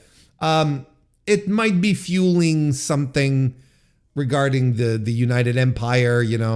Commentary underscored it. Great Okan has been doing, like, he's been giving backstage comments in regards to, the United Empire and the state it's in, and blah, blah, blah, blah, bloop, whatever. It's kind of letting us feel like there's something going on that might be breaking apart, or he might be breaking away, or whatever the fuck. I don't know. The idea here is that this loss is not going to sit well with him. Like, this might actually keep feeding into some bad vibes that he's in right now. So there you go. I don't know. 3 stars. Who cares? Tanahashi wins with the victory roll on this one. Kaito Kiyomiya shows up after when his music starts to play. And I'm like, oh, what's he doing? What's he doing here? And he comes out not to challenge Hiroshi Tanahashi, but invites him to join him in a tag team match in Noah in October. And Tana said, "Sure thing, bud. We Kaiji Muto students have to stick with each other." That's not what he said. That's how it felt. But that's not what he said. Boltin Oleg defeated Don Fale. Look, outside of Oleg, lifting Don Fale multiple times during this match, this is like, there's nothing here. Like, this is an empty chasm of drivel. Like, why would you want? Who cares? Why would you want to see Don Fale in any capacity wrestling in 2025? Like, are you starting to see what I mean when I was talking about at the start of the show? Are you starting to see what I'm trying to? Are you starting to pick up what I'm putting down here? It's like, here's a company which is not in a good spot creatively, apparently not in a good spot financially either. A bit on the struggle side of things. And I'm not saying they're going bankrupt. I'm just saying it's not that easy, right? And they're They're plugging hard, and and you're like, well, one of the things that that they could do is just like mix it up and make things interesting. So if my company is struggling right now to draw people, to get attention, to maintain like interesting, compelling shows from show to show, I am not putting Don Fale on my card. Like in a proper match. I'll throw him in a fucking 8-man tag where he'll come in, for this one spot where he'll stand on someone, but I'm not having him in a proper spot on the card if my company is struggling. Yes, it's a short match. Who gives a fuck? What are we doing? It's still like a glaring problem. Oh, but Warren, it's because it was for the angle after so that Evil could have a justification. Fuck you, Evil needed the justification of attacking Boltin Oleg after the match. He didn't need the justification of Boltin Oleg defeating Don Fale to attack him and then challenge him for the never openweight title. Why would Evil, who does whatever he wants, whenever he wants, without any repercussions, just runs around, does whatever bullshit he wants, why would he need any justification to challenge Boltin Oleg to a championship fight? Oleg could have defeated anyone else on the roster, and then the House of Torture could have run in after, did the same little gimmick, and everyone would be like, oh, well, there you go. There's no justification. In fact, we're looking for reasons to book Don Fale at this point. If this is our thought process, what the hell are we doing? Now this match, this next one, breath of fresh fucking air. Okay, this is what I'm looking for in New Japan these days. Yuto Ice and Oscar, aka the Knockout Brothers. Fantastic. Yuto Ice, right? The former Yuto Nakashima. Oscar, all caps, Oskar, all caps. Formerly known as Oscar Loibe, calling themselves the Knockout Brothers. Extraordinary. And I'm telling you, Yuto Ice, Yuto Nakashima, right now, probably one of my favorite guys that I am excited to keep an eye on and see how well he progresses. He fucking rocks. He's got the presence. He's got the character down. Like, he knows what he's doing. And if all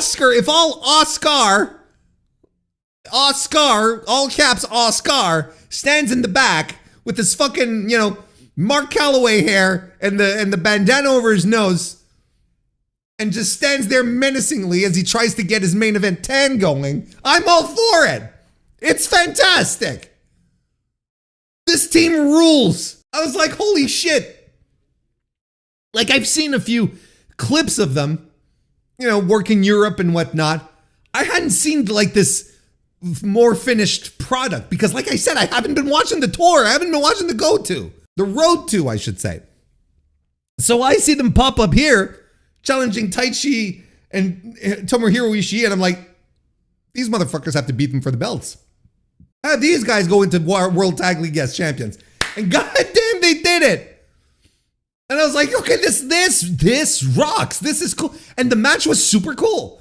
It was a really good match. A really, really good match. It really beat the doldrums of everything that I had seen before, which is like, all right, it's fine. All right, it's fine. All right, it's fine. Now I'm like, now we've got something to sink our teeth into. Now we've got ourselves some proper, really fun wrestling. And you can tell that Yuto Ice understands what's going on with those other guys, and he's ready to deliver that kind of energy that everyone else in the company is refusing to put forward. He's got that. He has that spark, that life. This guy understands that if I'm toe to toe with Tomohiro Ishii, I gotta stand up and slap the shit out of this dude. I gotta take his offense and give him some more and come across as the craziest dude on the roster. And it worked. It worked. Like his confrontations with Ishii were all fantastic. And then there's this really great exchange with all four guys where they're trying to save their partner from eating a move from the other team's guy. And the pace is so perfect, and everyone is in their spots, and everyone is landing with like perfect execution. I'm like, God damn, this is really good. I'm having a really good time. Now, as far as Oscar goes, yeah, I think I enjoy him. I think he's going to be a really good big man, but I think he's still trying to find his footing, and I think his look is on its way there. But it's not quite as complete and credible as Yuto Ice is. Oscar still has a little ways to go, but he looks good. I just feel it's not a complete package yet. But I don't mean this as a knock, because it's not like I can't stand him, like he's shitting the bed with his presentation. That's not it. It's more like there's an element missing, and I hope he workshops some stuff a little more, and probably being on main in New Japan, he'll figure things out as he goes along, right? It's one thing to do things on excursion and try to find your voice, but then when you're on the home where you're on the home field, you're performing for the audience that is likely going to watch you for the next few years of your career, like, and very formative years. Well, you got to take that feedback and you got to see what you're going to do with it too. And I thought his exchange with Taichi was really good. Like, I thought it was quite good. It wasn't on the level that I feel Yuto and Ishii were able to do. This was really good. Like, this was a very, very good match. Had some good, really strong back and forth, hard hitting. I think dropping the titles to these two guys was fantastic. The Knockout Brothers, let's go. I am 100% behind the Knockout Brothers. I might actually watch World Tag League for the Knockout Brothers this year. I'm not joking. That was a blast. Or at least the Knockout Brothers matches during World Tag League. Yeah, 3 3/4 stars from me on that one. And then after the match, Heat Neck show up, and and they're like, "Hey, we've got you in our sights," and Yuto Ice is like, "All right, well, see you in the tournament, assholes," or whatever. But this I enjoyed, and it got me really, really pumped for the rest of the card. Hiromu Takahashi defeated Taiji Ishimori for the 60 millionth time in the defense of the GHC Junior Heavyweight Championship, which is, of course, the Noah Junior Heavyweight Championship, of which Hiromu Takahashi is the holder, the title holder. And look, I understand the idea here in the history where it's like Taiji Ishimori is a former Noah guy. So I understand. Look, I don't know how much Noah has say in how their titles are booked elsewhere. Sometimes, a couple of years ago, particularly in the G1 where Kaito Kiyomiya was involved, and he was just getting beaten right and left throughout the tournament. A lot of us were pondering, well, does Noah even give a shit? Like, they clearly don't care. Just like Kaito Kiyomiya at Kaiji Muto's Tokyo Dome retirement, when he was fighting Kazuchika Okada, and Okada was just walking the dog with him, essentially. You're like, do they even care? Do they even care about their titles? Do their top guys? Do they even care? I mean, we're a few years removed from there. Is it still the same case now? I don't know. But, I think it's a credible question to ask. Like, do these people even give a shit about how their stuff is booked? So, maybe they did say, no, listen, we want one of our former guys, Taiji Ishimori. Noah people know who he is, and we want him. And look, I enjoyed this match. I thought it was good. I thought it was like, I can't sit here and bitch and too much outside of the fact that we've seen this match a million times. Outside of that, this was very good. This was a good match. Ishimori even had his working boots on in this one. I thought he was super into this. He actually really worked the match. He looked good early on. He was doing flips, and I was like, oh, okay. Like, this is not your typical run of the mill, hit the pay window Taiji Ishimori. He was into it on this one. They do a little bit with low blows during the match and a 450 splash by Taiji Ishimori and the time bomb 1.5 by Hiromu. Ishimori tries for the bone lock.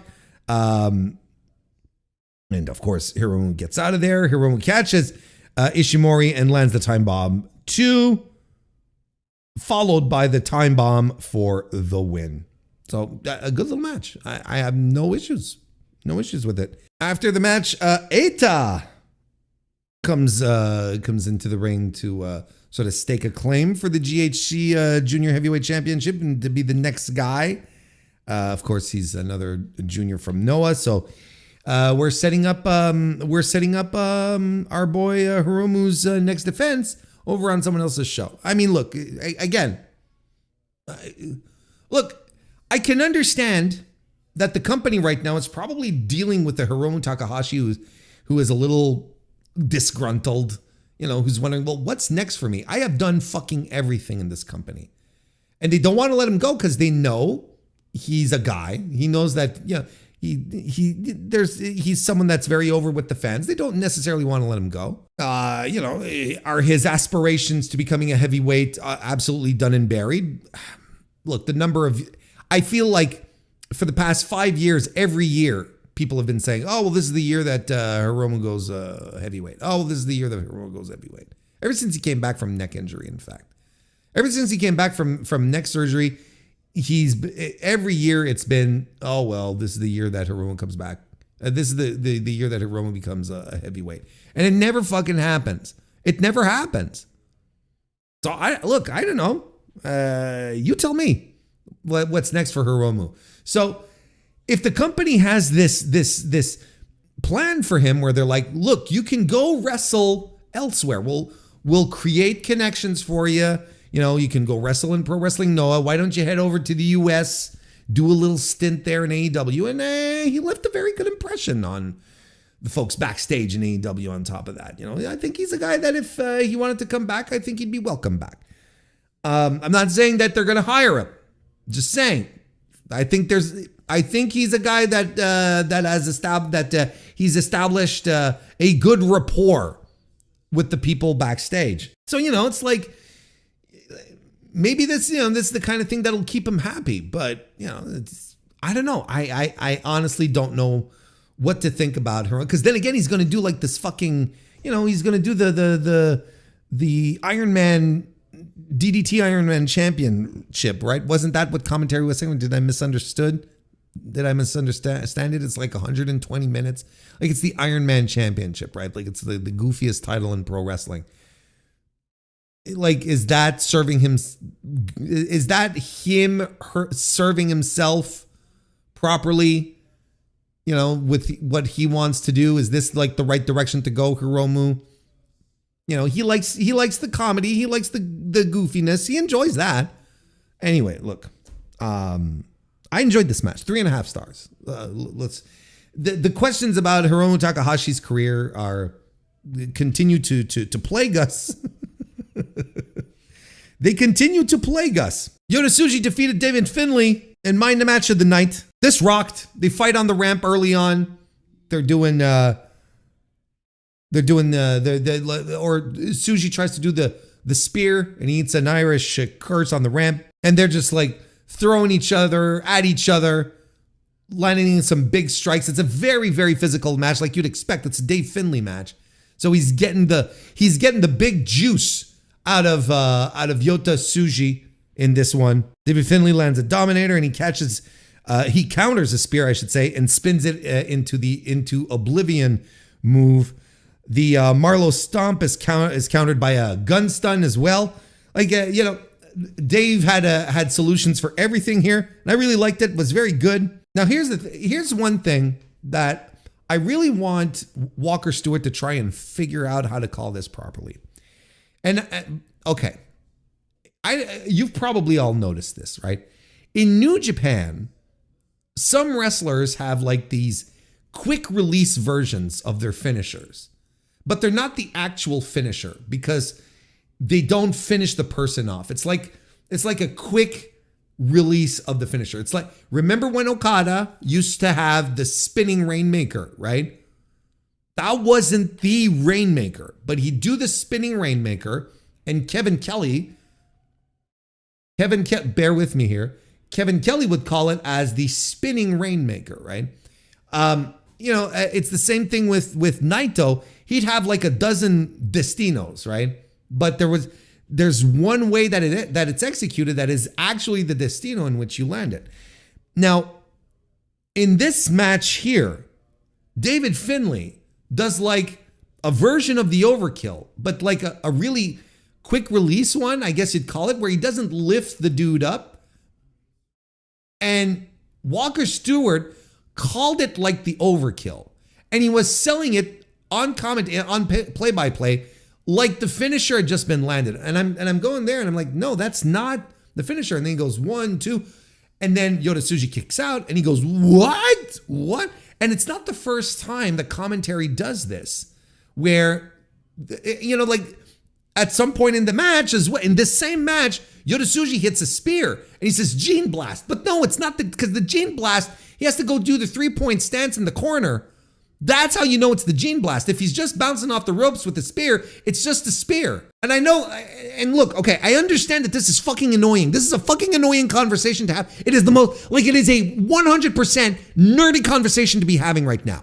Okay, well, it's not quite this because that, but you see, like, since New Japan insists on having like these quick release, that's what we'll call them, okay? These quick release finishers that are subpar to the real finisher, but kind of look like the real finisher. If New Japan is, recognizes this and wants to continue doing this kind of stuff, well, Walker Stewart has to wake up and stop calling them like the real finishers, because you're actually burying the finishers. And most importantly, you're confusing your audience. You're just confusing the audience. Again, Kevin Kelly would not call the Destino, and do his Destino thing. You know what I'm talking. I'm not going to do it. You know what I'm talking about. He didn't do that unless it was the real Destino. You just go Destino or something like that, right? For Okada, it'd be like spinning Rainmaker. Like, he'd make that distinction, and he wouldn't be jumping up out of his seat like Michael Cole to yeet. If Kazuchika Okada hit the spinning Rainmaker, because he knew this wouldn't end the match because it's not the finisher. But Walker Stewart is acting like the quick release finishers are the finishers, and it's just confusing. It's confusing it ends up being confusing for the people at home. Like the Gene Blaster, I know it's goofy. Don't get me wrong. I understand. Because I know it's goofy, and this is why this is really stupid, nerdy conversation we're having here.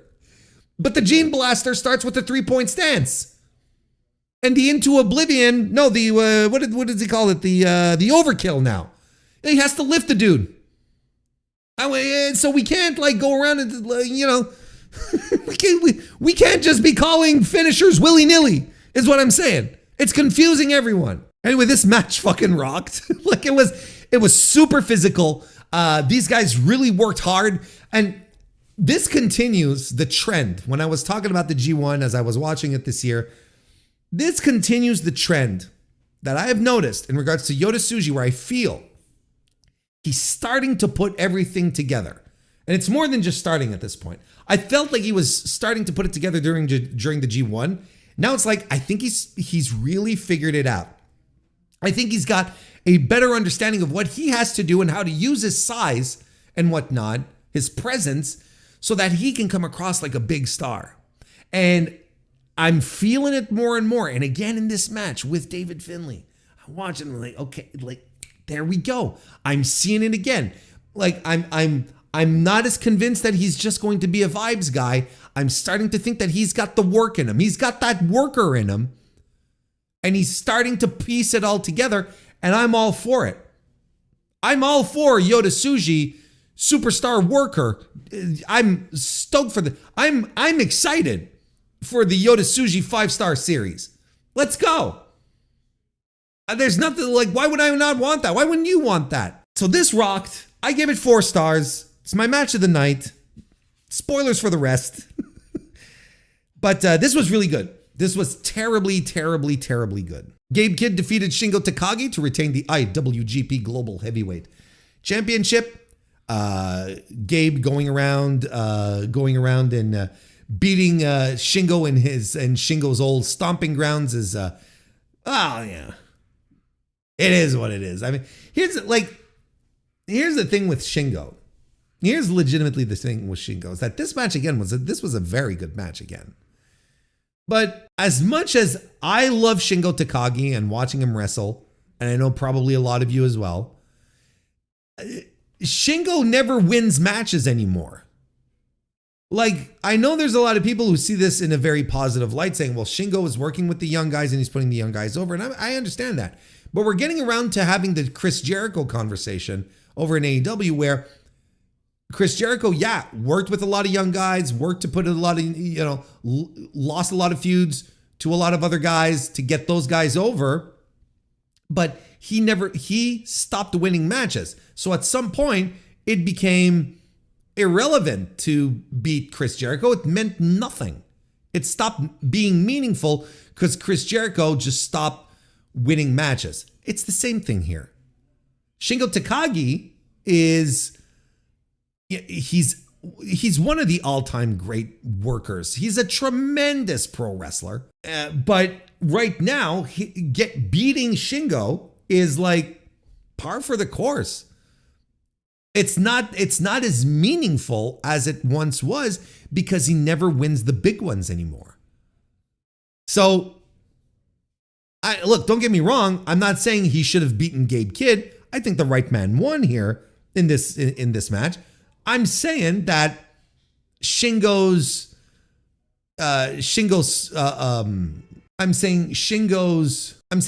record is, is what it is, and it's not impressive anymore. It's just like it's just beating another guy, Anyway, the match itself, was very physical. We had tables in this and we had accidental blood.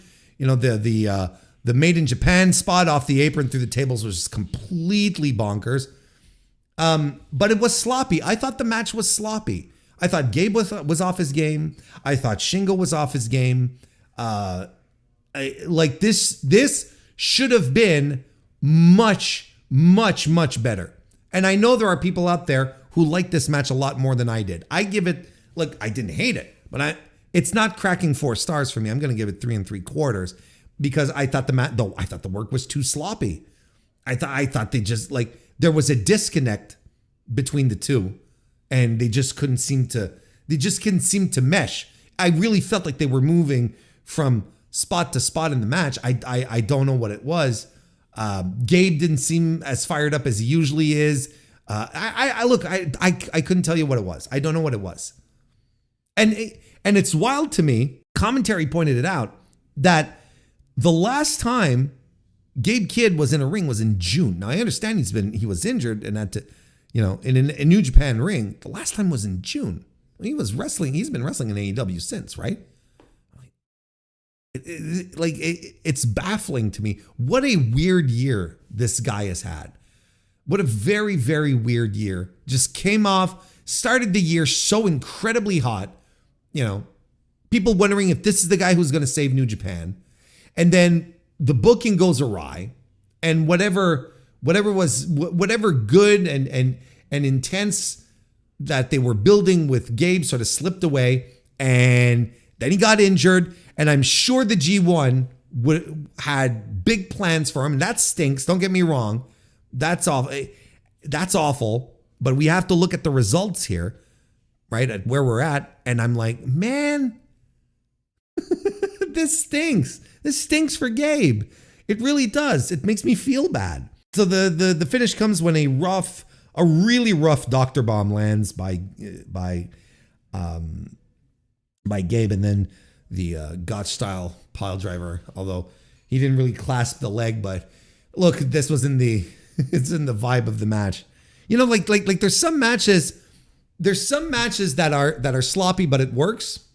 And I say that sometimes, it's just like sometimes stuff is a little rough around the edges, but here they were full on blowing spots, and like there's rough and then there's like botching, and I wasn't into it. There are some people who really liked it a lot more than I do, right? Cage Match, I think, gave this a pretty high rating, 8.22 as I'm recording this on Sunday evening. 8.18. I just refreshed it. 8.18. So maybe it'll lower to where I am, because an 8 is like a 4, you know. So people apparently really liked it more than I did. And in the case of it seems right now like it stands like it's the match of the night. I really preferred Tsuji and Finlay. I thought that was really, really good. Excellent even. And then the main event, Zack Sabre Jr. defeated Ren Narita to retain the IWGP World Heavyweight Championship. I don't know who's surprised by this. Okay. So this is a match. As I'm looking at it, okay, I'm sitting down in my couch. I just came back from apple picking. I started watching the show in the morning. Got through most of the card. I had the business end of the card left. When, and then I'm like, oh, why don't we go out apple picking? We drove out into the country. Beautiful day that we had here in Old Quebec City. Beautiful day. We're walking. We drive out into the country. The trees are already turning colors. You know, it's beautiful, man. Like, and we get to the orchard.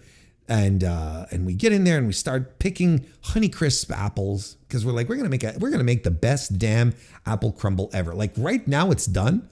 My kid's been taking care of it. I can smell it. Like for the majority of this recording, I could smell it. Like we put it all together. He did most of the work, quite frankly. He did most of the work putting it all together, and it's been in the oven. He took it out. I heard the little alarm go off, and he took care of it. And it smells really good, and I can't wait to go have apple crumble. But after apple picking, I'm in a great mood. I come back, I sit down, and I watch the rest, right? And I'm sitting in my couch. I watch Tsuji Finlay. I'm like, all right, let's go. Watching Kid and Takagi. I'm like, all right, let's go. All right, didn't reach the heights, but it's fine. A little rough around the edges. And what do you want? What do you want from me? And then it's the main event, and I'm like, I don't want to say there goes my vibe, but I was in such a good mood. And then I'm like, all right, you know what? I'm ready for this. Let's go. It's Ren Narita. I don't like Ren Narita. I'll give this a shot. Ren Narita has no shot at winning. I don't care. Let the disbelief, let the suspension of disbelief carry me through this match, where I can pretend as hard as I can that Ren Narita has a shot at winning the IWGP World Heavyweight Championship, right? And they start grappling. And I'm like, okay, this is neat. This is good. This is good. In fact, that's what I want. I want, it's Narita digging back into his roots. He's like, man, I got a the best technical wrestler in the world. And Zack Sabre Jr. is delivering and countering. I'm like, okay, this is it. And I'm sitting there, and I'm going, all right. And I'm feeling nothing. But what I'm seeing objectively is entertaining. Objectively, I'm looking at these two guys go out, and I'm like, this is very, very, very good pro wrestling. Later on in the match, they've got the Narita gets Zack into a leg bar position, right? Where he's working the leg, he's twisting it, and Zack is refusing to get to the ropes, because I can figure out how to get out of this by myself, right? Because I'm fucking Zack Sabre Jr. I don't climb to the ropes to beg out of a hold. you know, I am the greatest to do it. I should be able to find a way to turn this against him. It's tremendous psychology. Don't get me wrong. And I should have been sitting in this chair right here, slapping this table, telling you all, this is what a tremendous match at this point, right? But again, I feel nothing. And I'm trying to put my thoughts together after this is done. Why did this match, which ended with Zack Sabre Jr., does some kind of nondescript final stretch on Red Narita for the win. Why did this not fire me up more? Why aren't I here saying this was great? Zack Sabre Jr. at his best. Red Narita showed us what he still can do, which is all true, which is all objectively true. But why aren't I saying it? Why aren't I sitting here and delivering with my full chest the entirety of the passion and the excitement that I felt in this match? Because I didn't feel anything. That's why. And the reasons, because I think there's two of them, three even. The reasons are, I don't believe Ren Narita for a second is a world championship contender. I don't think he has anything that screams, I am a world champion. So right then and there, there's no suspension of disbelief that I can really clasp onto. And to a degree, it's up to them to make me believe. Now, the bit with the leg bar that I talked about, you could argue that was the moment, Warren, where you were supposed to jump in and believe. And I agree. Like if there was one moment where it was like, maybe he's going to do this, it was there. But because it's Ren Narita, because of how he's booked, because of who his affiliation is with, I was like, there is no fucking way this is happening. Like, even though the effort was there and sincere, the booking that led to this, and I'm talking not just the past few weeks, I'm talking the entirety of the oeuvre of Ren Narita has led me to believe that this guy's a goof. He is not to be taken seriously. He is not world championship material. He's not, Zack Sabre Jr. is not dropping the belt on a Kobe show. Particularly when we're talking about Kenosuke Takeshita coming up, of course not. Like, that's already telegraphed it to you, ask me. That's the first reason. The second reason is the House of Torture stuff. Because I'm basically sitting there instinctively telling myself, Warren, there's no point in getting involved emotionally in this match because you are just going to get upset when Dickolas Togo turns off the lights in the building, when Yujiro runs in with his stupid cane, when Yoshinobu Kanemaru does the whiskey spit. When all of these goofballs start running in and doing the procession of show with this fucking wrench, you're just going to get upset. There's no point getting invested in a House of Torture match. And the third reason why I felt nothing here is because it is the unifying metric, that umbrellas my two previous reasons. The booking stinks. Like, it's not compelling, interesting, good booking. Ren Narita challenging for a world championship is a main event in no building except at Kobe World Hall, clearly. And I think anyone knows that. Now, if they had booked this guy in any other way, and maybe we'd be like, oh, well, we would have had a preview show speculating maybe. Well, first of all, we would have had to remember there was a New Japan show this weekend to have a preview show to begin with. And then we'd be speculating, well, okay, well, let's make a case for Narita winning and, a serious one. Because we were to do that now, we'd be just like, we'd just sit around, laugh, say, no way. What is this? Let's talk about anything else. Those are my reasons. I think these are the reasons why I just sat there and let the match happen, which is an objectively really good match, but in which it felt nothing.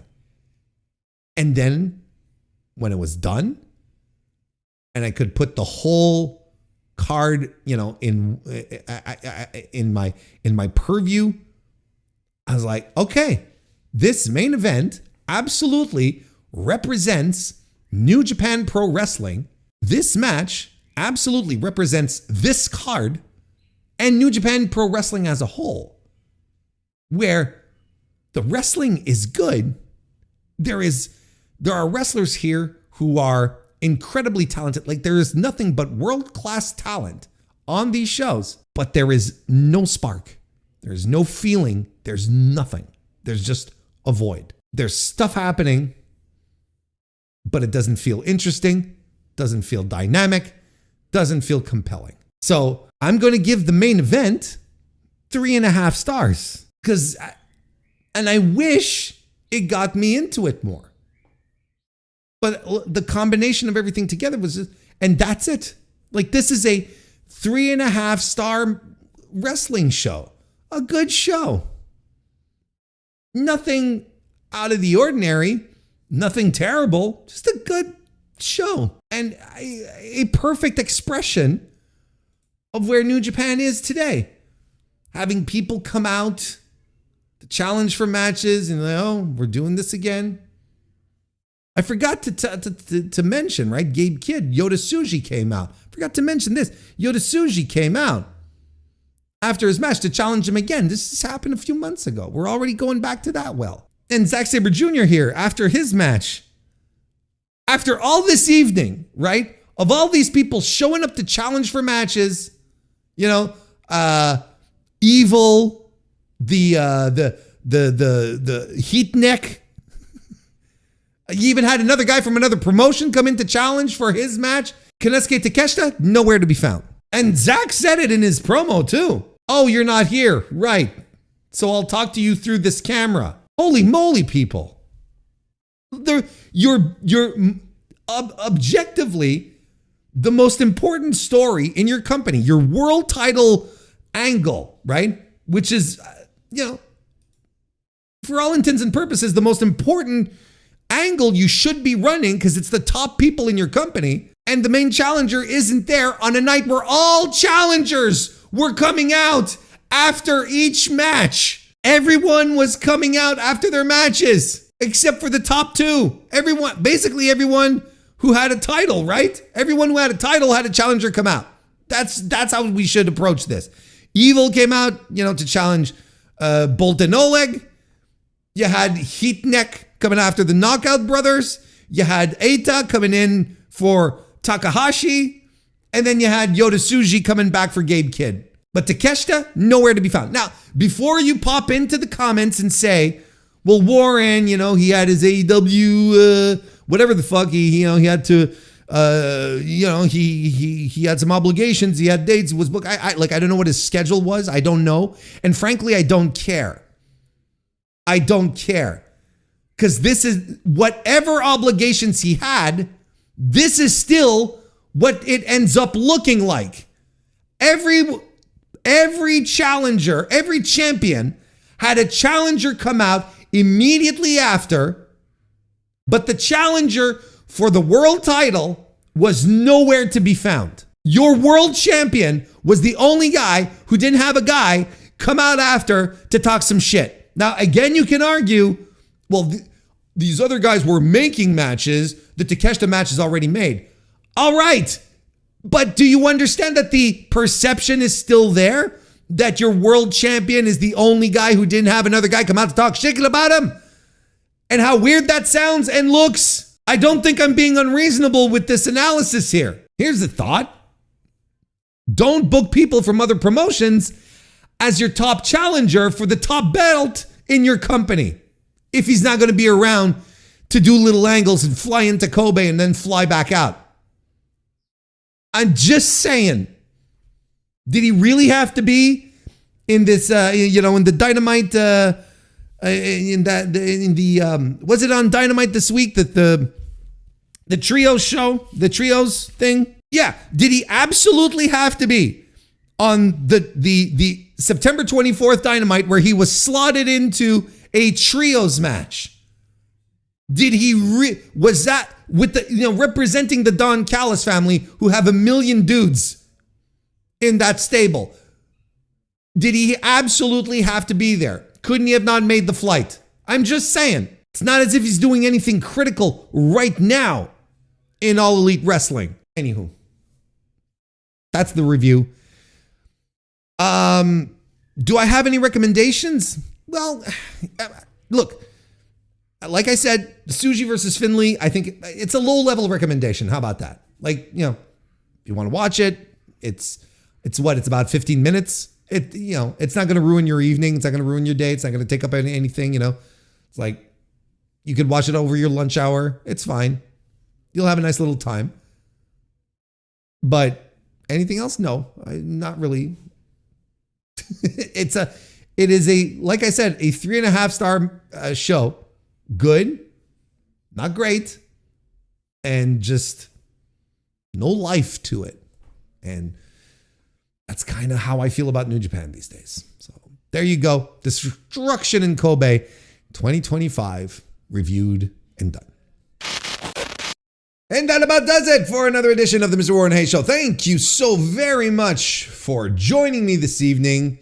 Okay, I'll ask again. One more time, one more ask for either a 5-star review on an Apple Podcast, a 5-star rating on Spotify, or a like here on YouTube. I'd appreciate it a great deal, especially since you're here already towards the end. I'll be back tomorrow with the Dynamite review here on the channel, on the podcast, on whatever, and we'll also be streaming over on YouTube on Thursday evenings. That's because that's what we do.